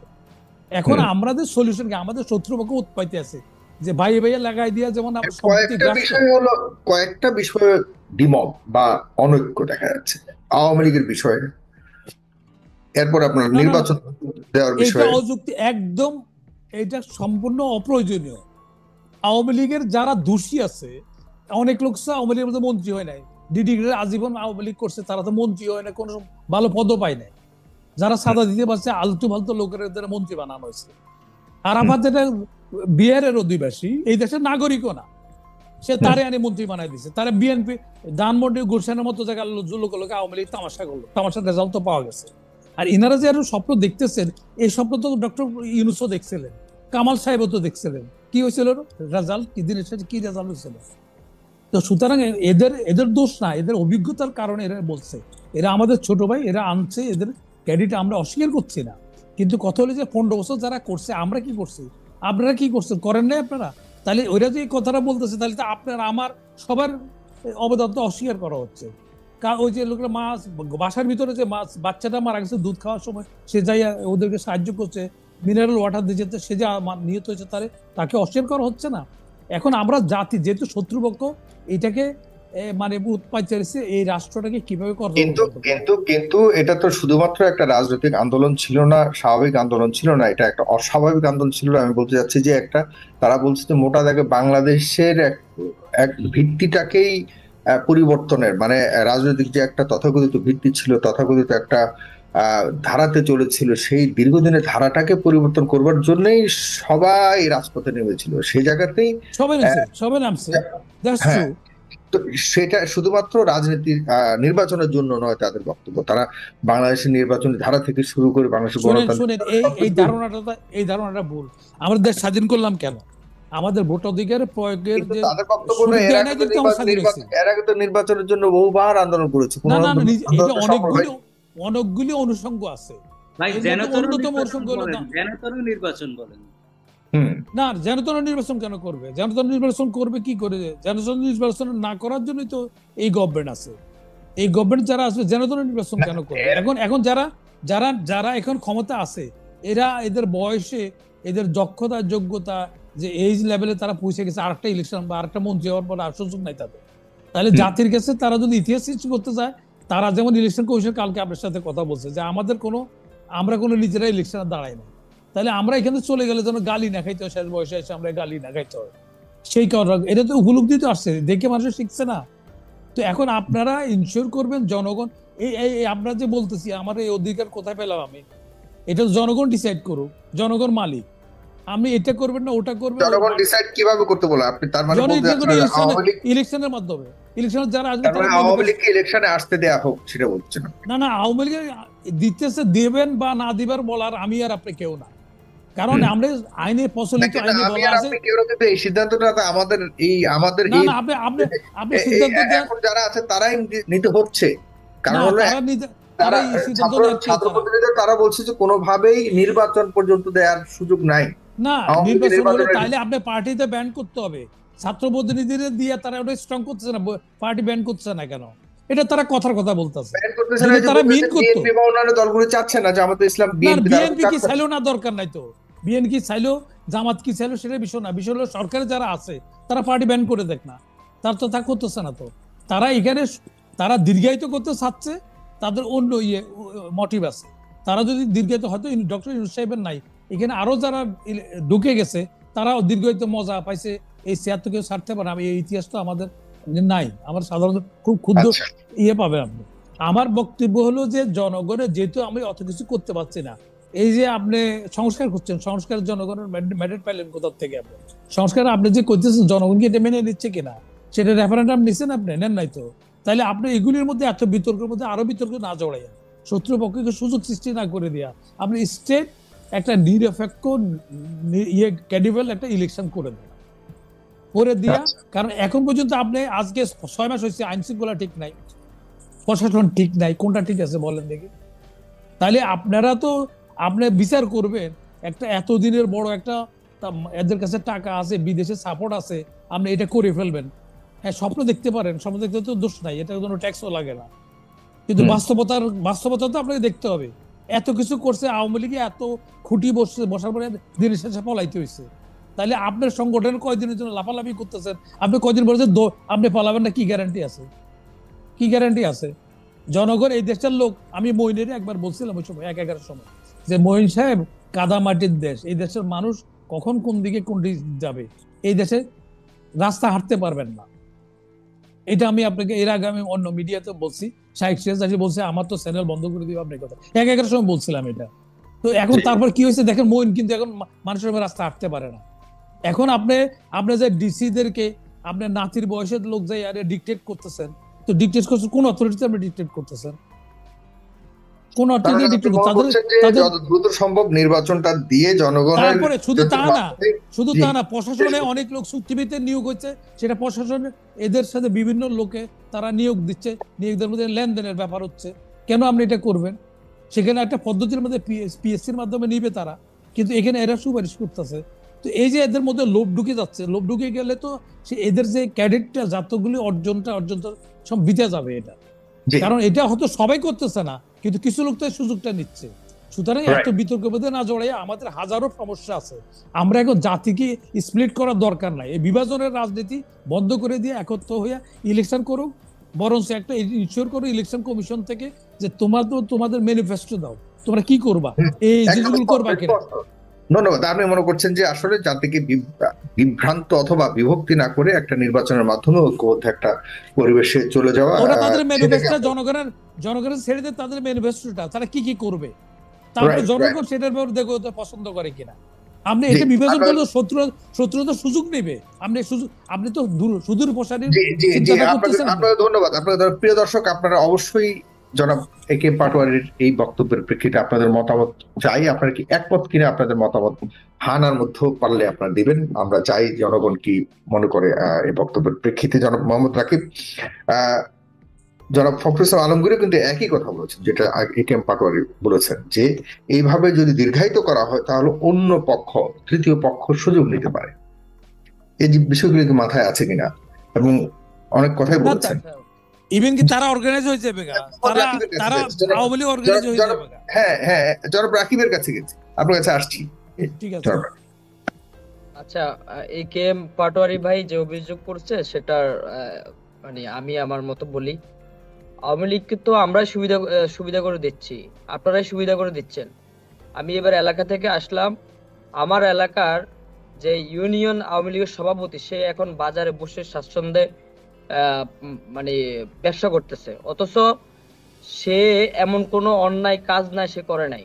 সে মানুষের যে আপনার বয়স্ক ভাতার কার্ডগুলো সেগুলো তার নিজস্ব আত্মীয় স্বজনের মধ্যে দিত এবং বিকাশের মাধ্যমে টাকা পয়সা সে তার নিজেরই করে নিত আর কি।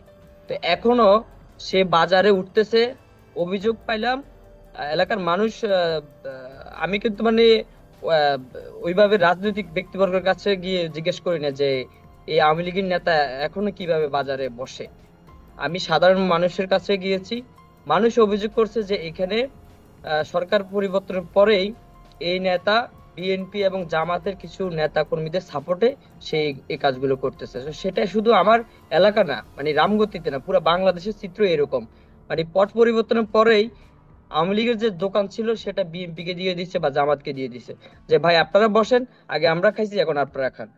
এখন আওয়ামী লীগকে সুযোগ আমরা করে দিব না, বা তারা অর্গানাইজ হতে আমরাই দিব না। কারণ আওয়ামী লীগের বিচার আপনারা চান বা না চান, আমরা ছাত্ররা আওয়ামী লীগের বিচার আগে করব, আওয়ামী লীগকে আগে নিষিদ্ধ করব, প্রয়োজনে আবার সারা দেশের মানুষকে ডাক দিব। আগে আওয়ামী লীগের বিচার হবে, তারপরে নির্বাচন, এটা একদম স্পষ্ট। আওয়ামী লীগের বিচার না হওয়া পর্যন্ত কোনো নির্বাচন হবে না। আপনারা যদি চাইতে পারেন যে আপনারা ক্ষমতায় এসে আওয়ামী লীগের বিচার করবেন, কেন অন্তর্বর্তীকালীন সরকার চাইতে পারে না আওয়ামী লীগের বিচার আগে? অন্তর্বর্তীকালীন সরকার কি চাইতে পারে না? ব্যারিস্টার ওমর ফারুক ভাই তো বলেছে সবার সরকার। 8 তারিখে যে সরকার গঠন হয়েছে, পরের দিন কি মির্জা ফখরুল বলছে যে আমার এখানে আপত্তি আছে এই সরকার নিয়ে? বলে নাই। সবার সমর্থনে এই অন্তর্বর্তীকালীন সরকার গঠিত হয়েছে, সবাই সহযোগিতা করবে বলছে। বিএনপি বলেছে মিনিমাম, সেনাবাহিনীর প্রধান যখন বলেছে যে 18 মাস, বিএনপি সেটাকে সমর্থন করেছে। 18 মাস, এখন 6 মাস না যাইতে যাইতে অবস্থা খারাপ, নির্বাচন দিতেই হবে। আমি সেলিম ভাইকে উদ্দেশ্য করে বলতে চাই, ভাই বৈষম্যবিরোধী ছাত্র আন্দোলনটাকে সবাই আসে নাই, ঠিক আছে, সবার একটাই দফা ছিল, এক দফার আন্দোলন। আমি যেহেতু রাজনীতি করি আগে থেকেই, 18 সাল থেকে এক দফার আন্দোলন আমিও করেছি। আমি ছাত্রলীগের হামলার শিকার হয়েছি 11 বার। আমি ঢাকা কলেজ ক্যাম্পাসে ঢুকতে পারি নাই, আমি জেলে ছিলাম। আবরার ফাহাদ ইস্যুতে কথা বলতে গিয়ে 2 মাস জেলে ছিলাম। তো এগুলো দেশের মানুষ জানে। আমরা কারো অবদানকে ছোট করে দেখতে চাই না। আমরা সবসময় বলি যে আমরা হয়তো নিয়ামক ছিলাম, আমরা সামনে ছিলাম, আমাদের ব্যানার ছিল, আমাদেরকে সবাই সহযোগিতা করেছে, সবার আন্দোলন ছিল, অর্জনটা সবার। আমি আমাদের সমালোচনা করেছি, আমাদের ছাত্র সমন্বয়কদের কেউ যখন দাবি করছে যে মাস্টার মাইন্ড আমরা, আমাদের অমুক নেতা অমুক সমন্বয়ক মাস্টার মাইন্ড, তখন আমরা পাল্টা পোস্ট দিছি যে মাস্টার মাইন্ড কোনো সমন্বয়ক না, কোনো রাজনীতিবিদ না, মাস্টার মাইন্ড এই দেশের ছাত্র জনতাই মাস্টার মাইন্ড। আমরা স্পেসিফিক কাউকে মাস্টার মাইন্ড বলি নাই। তো সেখানে স্পষ্ট যে এই অর্জন, এই গণঅভ্যুত্থানের সবার অবদান আছে, প্রত্যেকটা রাজনৈতিক দলের অবদান আছে। আমি ভাই সেলিম ভাইকে বলতে চাই, ভাই যদি আমি একটু জনাব রাকিব ভাই আমাকে জি, এই যে নাহিদ ইসলাম যে স্ট্যাটাসে দিল, তিনি সেখানে লিখেছেন বিএনপি মহাসচিবের নিরপেক্ষ সরকারের দাবি মূলত আরেকটা 1-11 সরকার গঠনের ইঙ্গিত বহন করে। 1-11 এর বন্দোবস্ত থেকেই আওয়ামী লীগের ফ্যাসিজমের উত্থান ঘটেছিল। বিএনপি মহাসচিবের বক্তব্য সেখানে আরেকটা বার 1-11 সরকার, সংসদীয় সংখ্যাগরিষ্ঠতা ও নতজানু পররাষ্ট্রনীতির ধারাবাহিকতা এবং গুম, খুন ও জুলাই হত্যাকাণ্ডের বিচার না হওয়ার আলামত রয়েছে। এটি কেন মনে করছে? আচ্ছা ঠিক আছে, আমি সেটাতে যাচ্ছি। তার আগে আমি বলতে চাই সেলিম ভাইকে যে ভাই, যদি 5ই আগস্ট শেখ হাসিনার পতন না হতো তাহলে এই সমন্বয়কদের কে রক্ষা করতে? আপনারা করতেন? শুনেন ভাই, যদি 5ই আগস্ট সফল না হতো, বিএনপির মহাসচিব সর্বোচ্চ জেলে যাইতো, আর এই সমন্বয়কদেরকে এমন ভাবে হত্যা করতো পরিবার লাশও পাইতো না, এই সমন্বয়কদেরকে এমন ভাবে হত্যা করতো, গুম করতো, আমাদের পরিবার আমাদের লাশটাও পাইতো না যদি 5ই আগস্ট সফল না হইতো। আর আপনারা সর্বোচ্চ জেলে যাইতেন, আপনারা তখন বক্তব্য দিতেন যে এটা ছাত্রদের আন্দোলন, ছাত্রদের কোটা আন্দোলন, এখানে আমাদের সম্পৃক্ততা নাই, আমরা এমনি মনসম্মতি দিয়েছি, আপনাদের এই বক্তব্যই থাকতো। এটা আমাদের জানা আছে। এখন আমরা ছাত্ররা আমরা দেশের রাজনীতি নিয়ে চিন্তা ভাবনা করতেছি, কারণ আমরা বিগত সময় দেখেছি, আমরা আওয়ামী লীগের শাসন আমল দেখেছি। আমি বিএনপি শাসন আমল ওইভাবে দেখি নাই, আমি ছোট ছিলাম, কিন্তু বাপ দাদাদের মুখে শুনেছি। এবং হচ্ছে এখন তো ইউটিউবের যুগ, গুগলের যুগ, সবকিছু পাওয়া যাচ্ছে। তো আমরা শাসন আমল কিন্তু দেখেছি। আমরা চাই জনগণ যদি মনে করে এই ছাত্রদের একটা শক্তি তৈরি হবে, ছাত্রদের একটা রাজনৈতিক দল তৈরি হবে, জনগণ যদি এই ছাত্রদের রাজনৈতিক দলকে যদি ক্ষমতা দেখতে চাই, জনগণই ভোট দেবে। সেখানে কারো আপত্তি থাকার কথা না। বিএনপির মহাসচিব স্যারও বলেছে যে, এবং তারেক রহমানও বলেছে যে ছাত্রদের দল গঠন করে। সেটাই তো চাচ্ছে একেএম পাটোয়ারি সাহেবও, সেটাও চাচ্ছে যে দ্রুত সেই জিনিসটা প্রুফ হয়ে যাক যে জনগণ কাকে চাচ্ছে, সেই জন্য দ্রুত নির্বাচন চাচ্ছে।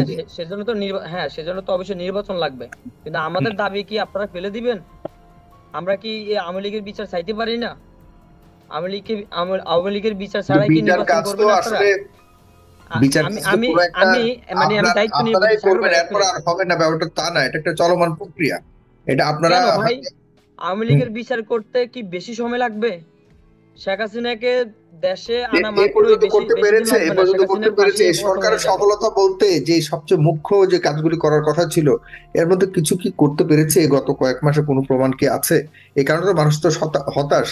কেউ তো আসলে নির্ভর এই সরকারের উপরে করতে পারছে না। আপনারাও কি সরকারের করাতে পেরেছেন? সরকারের ব্যর্থতা কিন্তু আছে, সরকারের ব্যর্থতা আছে। সরকারের তাহলে আগামী যে জিনিস গত 6 মাসে হয়নি, আগামী 6 বছর হবে, সেটাও বা কতটুকু আস্থা রাখার সুযোগ রয়েছে? ছোট একটা ক্যাবিনেট, এখানে ছোট একটা ক্যাবিনেট, অনেকগুলো মিনিস্ট্রি, তো সেখানে আমরা যেভাবে রাজনৈতিক মাঠে আমরা যেভাবে বক্তব্য দিয়ে সরকারকে ব্যস্ত রাখতেছি নির্বাচন নিয়ে, এই যে সরকার গ্রেফতার করতেছে আওয়ামী লীগের নেতাকর্মীকে, বিএনপি ফোন দিয়ে বলতেছে সে ওই কিছু না, মানে সে নির্দোষ। সরকারকে ব্যর্থ কারা করতেছে? চাঁদাবাজি করতেছে, সরকার ধরতে যাচ্ছে, নেতাকর্মীরা ফোন দিয়ে বলতেছে ভুল হয়ে গেছে বা করা যাবে না, মানে তারাই সরকারকে ব্যস্ত রাখতেছে, সরকারকে সহযোগিতা করতেছে না। এই জিনিসগুলো তো স্পষ্ট, দেশের মানুষই বলতেছে যে ভাই আগের মতনই তো হচ্ছে, মানে আগে ছিল সাদা, এখন হয়েছে কালা, এরকম একটা অবস্থা। আগে নীল ছিল, এখন হচ্ছে লাল, এরকম একটা অবস্থা। আমরা চাই, আমার ভাই বেশি কোনো দাবি নাই, আমি ছোট মানুষ, আমার একটাই দাবি, আমি শেখ হাসিনার ফাঁসি চাই, তারপরে নির্বাচন হবে। শেখ হাসিনার ফাঁসি ব্যতীত, আওয়ামী লীগের নিষিদ্ধ ব্যতীত আমি কোনো কিছু চাই না। আমি বিএনপির নেতাকর্মীদেরকে একটা কথা বলতে চাই যে আমরা এই সরকারও যদি আওয়ামী লীগকে নিষিদ্ধ না করে বা আওয়ামী লীগের বিচার না করে নির্বাচন দেয়, তাহলে আমরা ছাত্ররা আবার রাজপথে নামবো, আওয়ামী লীগকে নিষিদ্ধ করব। তখন কি আপনারা বাধা দিবেন নাকি আমাদের সাথে আসবেন? এই একটা কোশ্চেন রাখতে চাই। আর আরেকটা বিষয়, আপনি বলছেন যে আমাদের নাহিদ ভাই বলেছেন যে 1-11 সরকার। এখানে নাহিদ ভাই তার ফেসবুক পোস্টে বলেছেন, আজকে এই পোস্ট সবাই রিসার্চ করতেছে, সবাই চিন্তা ভাবনা করতেছে। এটা তো স্পষ্ট, মানে জাতীয় সরকার গঠন করতে দেয় না, এখন আবার বলতেছে জাতীয় সরকার হলে ভালো হইতো। জাতীয় সরকার যখন গঠন করতে চাইছিল, তখন কিন্তু বিএনপির সাথে সমমনা যে রাজনৈতিক দলগুলো হরতাল অবরোধ পালন করেছিল, যারা জোট অ্যালায়েন্সে ছিল, সবাই কিন্তু জাতীয় সরকারের পক্ষেই ছিল, বিএনপি চায় নাই। এখন কৌশল করে যদি 1-11 বিএনপি ডেকে এনে বা মানে এই ছাত্র জনতার যে নতুন দল যেটা আছে, যেটা কিংস পার্টি বলতেছেন, হ্যাঁ, সরকারের থেকে আমরা রাজনৈতিক দল গঠন করতে চাই না।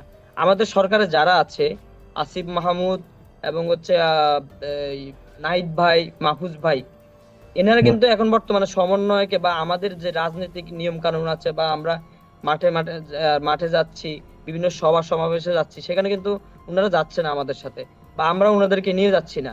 ওনারা রাষ্ট্রীয় দায়িত্ব পালন করতেছে, আমরা আমাদের মতো করে দল গঠন করতেছি, আমরা গোছাচ্ছি। ওনাদের সাথে আমাদের রাজনীতির কোনো সম্পৃক্ততা নাই। ওনারা যদি রাজনীতি করতে আসে, অবশ্যই সরকারের ওনারা যে উপদেষ্টা পদে আছে সেটা পদত্যাগ করেই তারপর আমাদের সাথে আসবে। আমাদের সাথে আসবে নাকি কোন দলে যাবে সেটা তাদের বিষয়। আমাদের অবস্থান স্পষ্ট, আমরা আমাদের সাথে বৈষম্যবিরোধী ছাত্র আন্দোলন সাথে সরকারের নীতিগতভাবে কোনো সম্পর্ক নাই, কোনো সম্পর্ক নাই। আরেকটা কোশ্চেন জানি আপনি কি করেছিলেন ভাই, আমি ভুলে গেছি। না ঠিক আছে, মোটামুটি এই পর্যন্ত আমি আপনার কাছ থেকে একটু যেতে চাই জনাব অধ্যক্ষ সেলিম ভুঁইয়া, আপনার কাছে যেতে চাই। সরকারের ব্যর্থতা ভাই, সরকারের ব্যর্থতা অবশ্যই আছে, অনেক কিছু আমরা বাজারে নিয়ন্ত্রণ করতে পারতেছি না, তারপরে যে পুলিশ কিন্তু ফাংশন এখনো ভালোভাবে করতেছে না। এখন এই যে পুরো সিস্টেমটা 16 বছরের সিস্টেম, মানে আনসার থেকে শুরু করে পুলিশের এসপি ডিসি পর্যন্ত আছে আওয়ামী লীগের।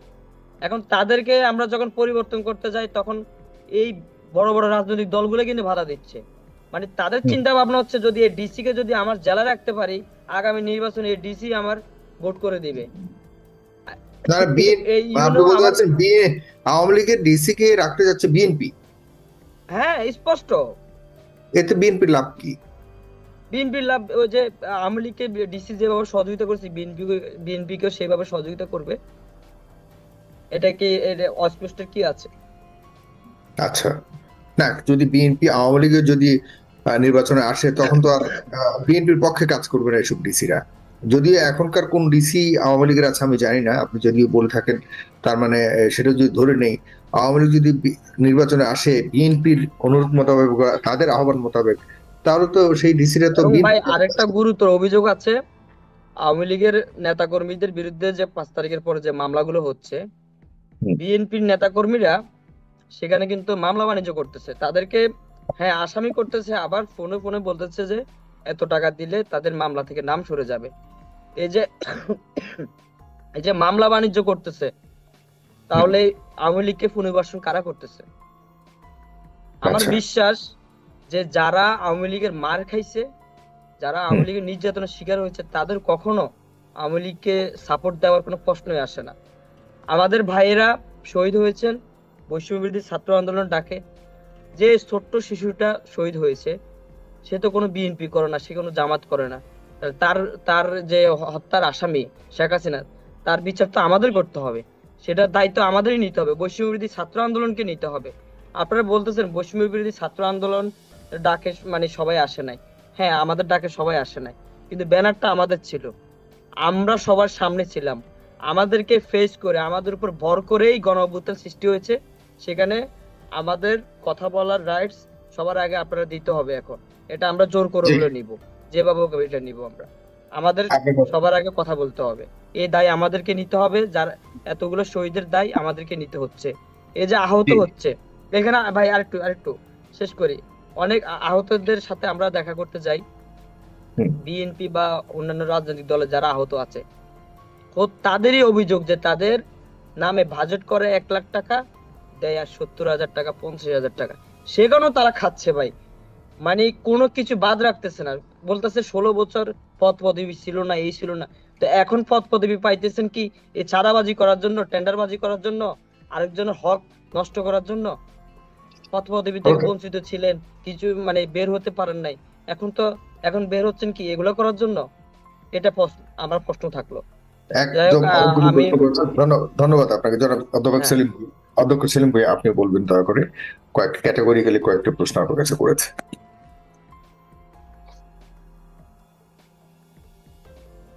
ধন্যবাদ আপনাকে। প্রথমে আমি একটু বলি যে জনাব ফারুক সাহেব বলেছেন যে বিএনপির পক্ষ থেকে ভোটার তালিকা প্রণয়নের জন্য কোনো দাবি করা হয় না, খুব সম্ভব এইরকমই কথাটি উনি বলেছেন।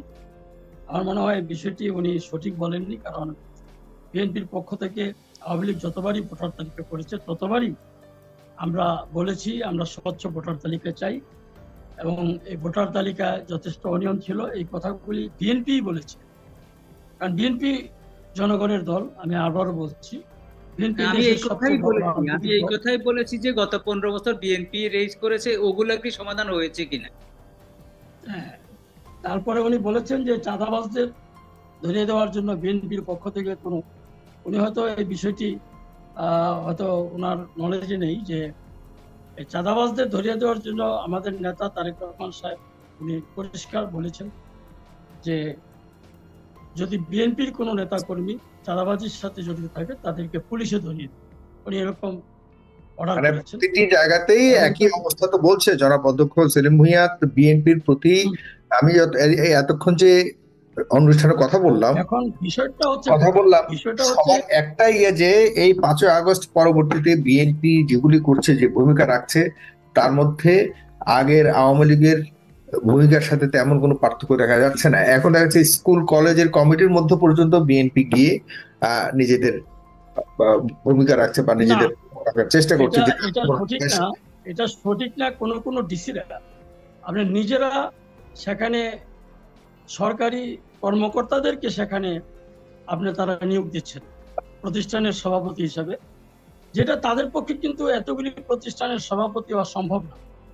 কিন্তু আমি যদি উদাহরণ দিয়ে বলি, আমার নির্বাচনী এলাকায় একটি রাজনৈতিক দলের এক নেতা পরিচয় দিয়ে বললেন, আমি অমুক, ওই রাজনৈতিক দলের অমুক কর্মকর্তা, আপনার কাছে একটা অনুরোধ আছে। আমি বললাম, কি অনুরোধ? যে আমার দল থেকে 3টি স্কুলে, মানে একটি কলেজ এবং 2টা স্কুলে সভাপতি আমরা চাই। আমি বললাম, আমি তো কোনো স্কুলে চাই না, আপনি চান কেন? আমি তো ইউনোকে বলি নাই যে আমার অমুক স্কুলে সভাপতি দেন।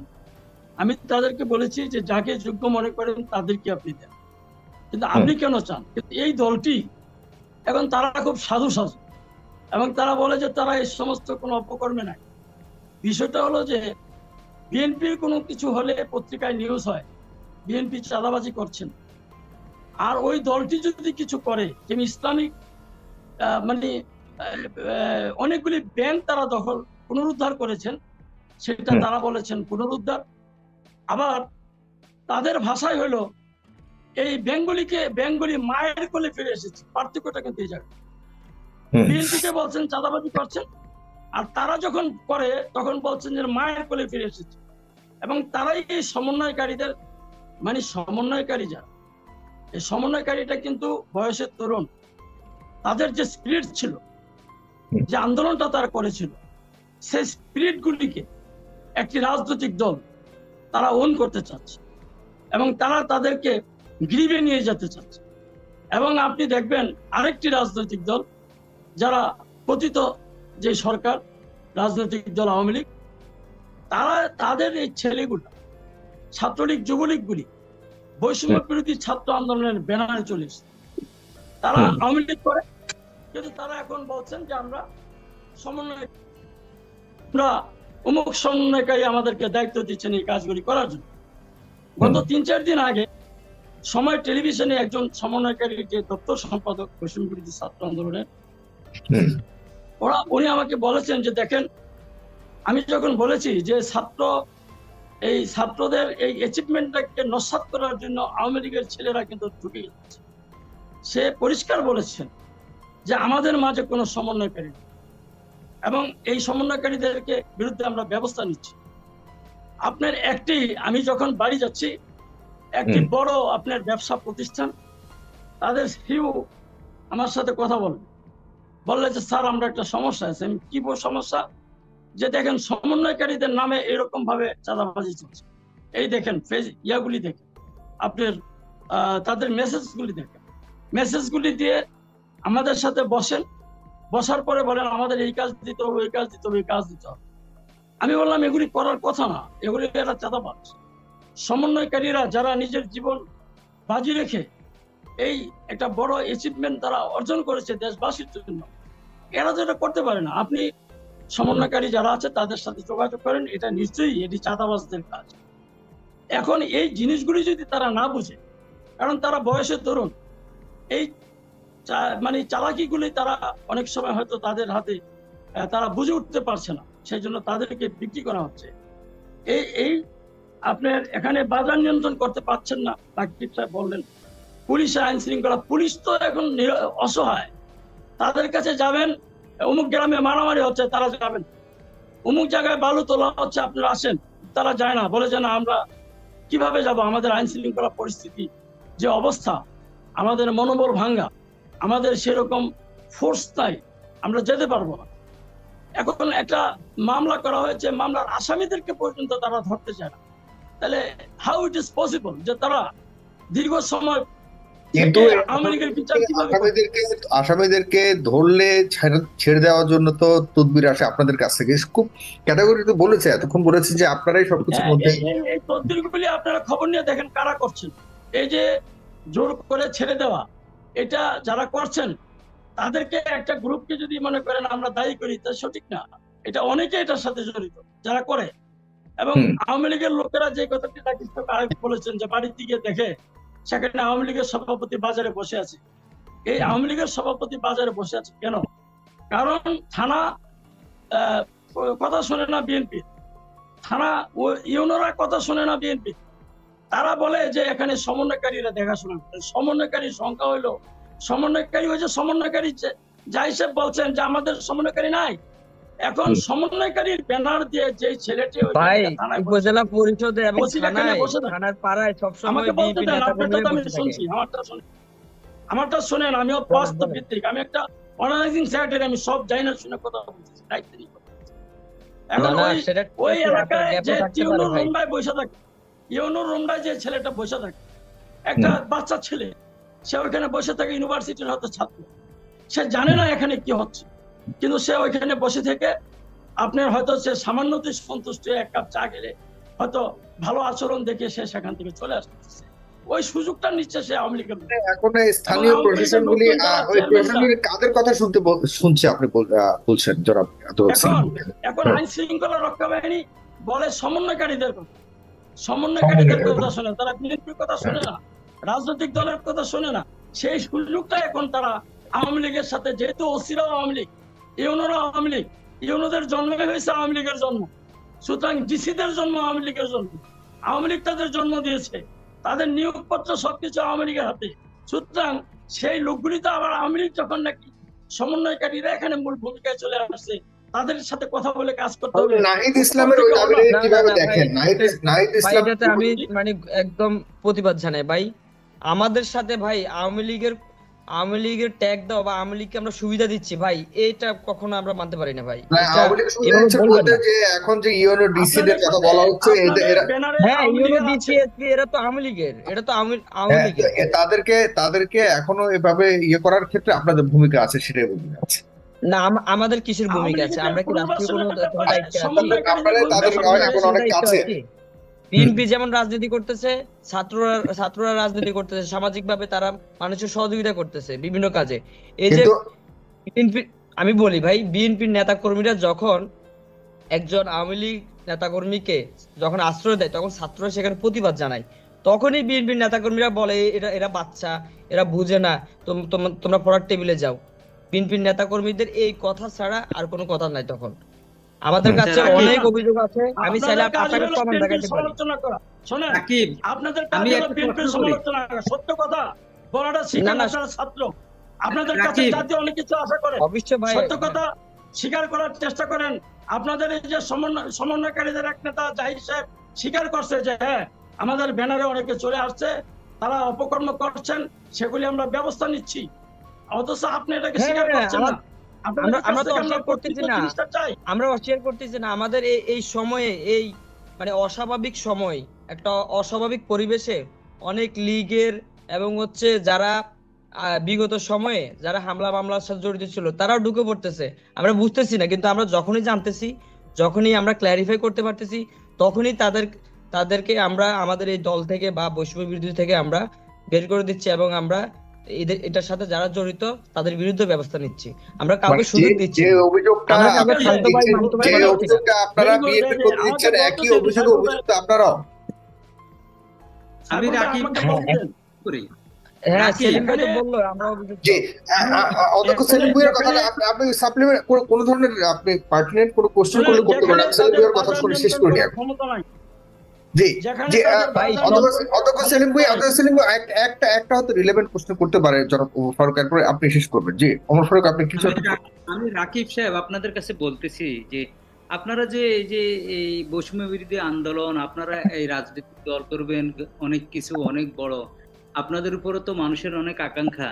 আচ্ছা, আপনারা কি এই সচিবালয়ে বা বিভিন্ন জেলায় যে আওয়ামী লীগের কথা বলছেন, ডিসিএসপি আছে, 10 জনের নাম ধরে বলছেন যে আপনার এই সরকারকে স্টেপ ডাউন করাও, বা আপনারা কি এমন কোনো দাবি তুলছেন যে এই যে পুলিশের ভিতর বড় বড় রুই কাতলারা যে চলে গেছে, এরা কোথায় গেছে, কার কারণে গেছে, এই ধরনের একটা কর্মসূচি, দীর্ঘমেয়াদী কর্মসূচি দিয়েছেন?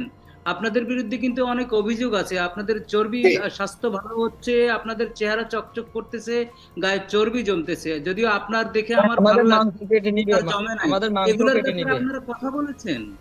জি বিএনপির নেতাকর্মীরা বলতেছে যে মাংস কেটে নিবে, আমাদের এক সমন্বয়ক মাসুদকে বলেছিল। শুনেন ভাই, আপনি যে অভিযোগ করছেন, দেখেন আমি মোহাম্মদ রাকিব, আমি অভিযোগ নিয়ে আসছি, তবে আমি একটু অধ্যক্ষ সেলিম ভাইয়ের কথা শেষ করছি, প্লিজ আপনি বলবেন অধ্যক্ষ সেলিম ভাইয়া প্লিজ।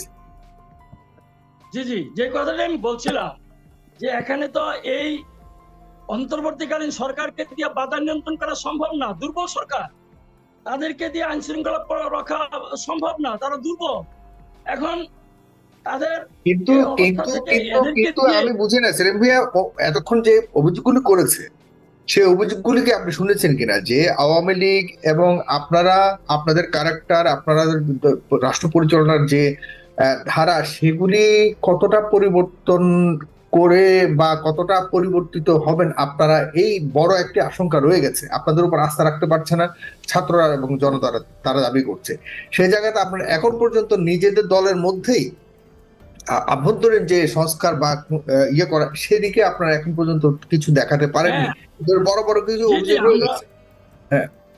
আমরা তো অলরেডি আপনার 31 দফা রাষ্ট্র কাঠামো মেরামতের জন্য 31 দফা সংস্কারের কথা বলেছি, এবং সেখানে স্বাস্থ্য, শিক্ষা, কৃষি, বলছেন আপনারা ক্ষমতা যাওয়ার পর, কিন্তু আপনারা তো ধরতে গেলে এখন ক্ষমতাতে আছেনই, আপনারা ধরতে গেলে এখন সবাই মনে করে যে আপনারা ক্ষমতায়, এখন আপনারাই আছেন ক্ষমতায়, সেই জায়গাতে আপনাদের আগের তুলনায় তেমন কোনো পরিবর্তন দৃশ্যমান হয়নি। এই জায়গাতে মানুষ দৃশ্যমান না হওয়াটা হলো আপনার এটা একটা ষড়যন্ত্র হতে পারে, কারণ আমরাই তো কাজ করছি, আমরা এই সরকারকে আমরা সহযোগিতা করছি। আপনি কি জানেন না যে এই যে সরকারে যারা আছে, অনেক আপনার উপদেষ্টা আছে যারা তার তার মন্ত্রণালয় সে চালাতে পারছে না, সে তার বয়স্ক একজন লোক, তাকে একটা মন্ত্রণালয় দিয়ে রাখা হয়েছে, একটা দেশের ভঙ্গুর একটা মনে করেন শিক্ষা খাত, স্বাস্থ্য খাত, এরকম অনেকগুলি খাত, সেখানে এমন সব ব্যক্তিদেরকে উপদেষ্টা করে রাখা হয়েছে যারা সময় দিতে পারে না। আরে শুধু বিদ্বান ব্যক্তি হইলেও হবে না, তার কাজের গতিশীলতা থাকতে হবে, কাজ করার স্পিড থাকতে হবে। সেগুলি যাদেরকে নাই, তাদের মন্ত্রণালয়ের দায়িত্ব দেওয়া হয়েছে। তারা 5 দিনের মধ্যে, সপ্তাহে 5 দিনের ভিতরে 4 দিনই অসুস্থ থাকে, এর মধ্যে 1 দিন থাকে হসপিটালে, 2 দিন থাকে হসপিটালে। ওই ধরনের ব্যক্তিদেরকে নিয়ে কি আপনি বিচার করতে পারবেন? আপনার দ্বারা কি সংস্কার সম্ভব? সুতরাং সংস্কার করতে হলে তো আপনি যদি দ্রুততম সময়ের ভিতরে যদি আপনি নির্বাচন দেন, সেই নির্বাচিত সংস্কার এসে যদি করে সেটা সংস্কার, সেটাই আমাদের মনে করি সেই সংস্কারটাই সম্ভব হবে।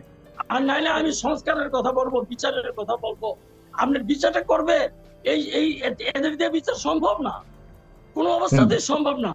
বিচার বিভাগও দুর্বল, সব জায়গাতেই দুর্বল। সেই জন্য এই দুর্বলতা কাটিয়ে ওঠার জন্য একটা নির্বাচিত সরকার যদি আসে, জনগণ তাদের পাশে থাকবে। এখন আমরা বিএনপি ফুল সাপোর্ট দিয়ে যাচ্ছি অন্তর্বর্তীকালীন সরকার, কিন্তু কারে সাপোর্ট দিতাম? ওনার তো চেয়ার নরম, খুব নরম গদি পেয়ে তারা তো এখন এটা সাথে চাইতেছে না, তাদের ভিতরে লোভ এসে গেছে। সুতরাং এই ছাত্রদেরকে কি সমন্বয়কারী বানানোর জন্য কি আমরা তাদের জন্য আন্দোলন করছি না?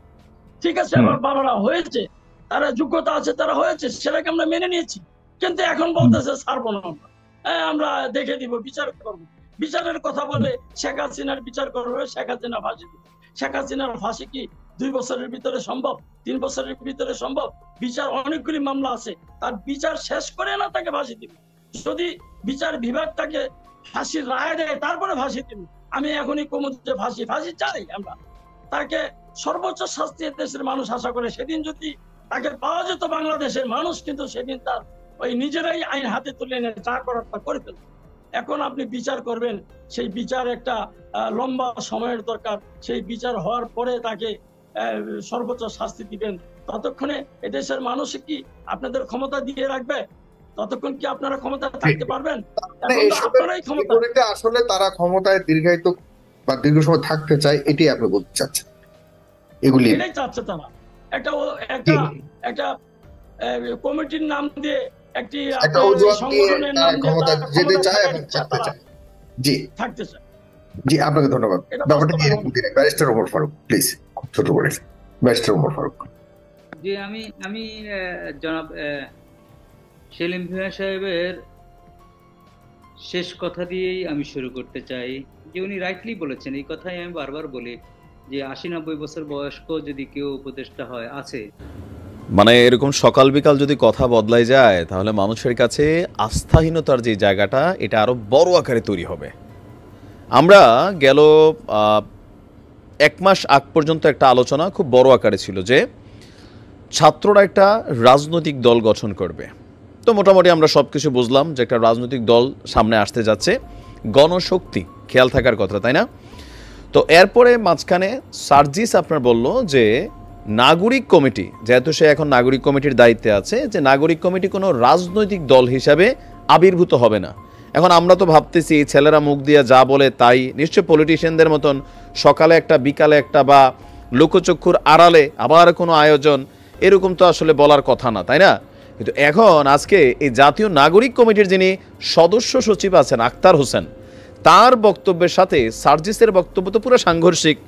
এই কারণেই বিএনপির মহাসচিব মির্জা ফখরুল ইসলাম আলমগীর তিনি বলছেন যে অন্তর্বর্তী সরকার আসলে নিরপেক্ষ না, কারণ এই যে জাতীয় নাগরিক কমিটি, বৈষম্য বিরোধী সমন্বয়ক যাই আছে এরা তো সবাই সরকারেরই টিম, ABC। সো এই দলটা যে গঠিত হচ্ছে রাজনৈতিক শক্তি, এটা সরকারের পৃষ্ঠপোষকতায় অ্যাজ এ কিংস পার্টি হিসেবে গঠিত হচ্ছে দাবি বিএনপির। এখন এই বিষয়টা যখন আজকে সামনে আসলো, সম্ভবত এখান থেকেই আপনার এই আজকে বাদানুবাদটা শুরু হয়েছে। আপনার জাতীয় নাগরিক কমিটির সদস্য সচিব আক্তার বলছেন আগামী ফেব্রুয়ারি মাসের মধ্যে নতুন রাজনৈতিক দলের ঘোষণা আসতে যাচ্ছে। তিনি বলছেন ইতিমধ্যে জাতীয় নাগরিক কমিটি 200টি থানা কমিটি গঠন করেছে, ভালো। জানুয়ারির মধ্যে তারা 4 শতাধিক থানা কমিটি করবে।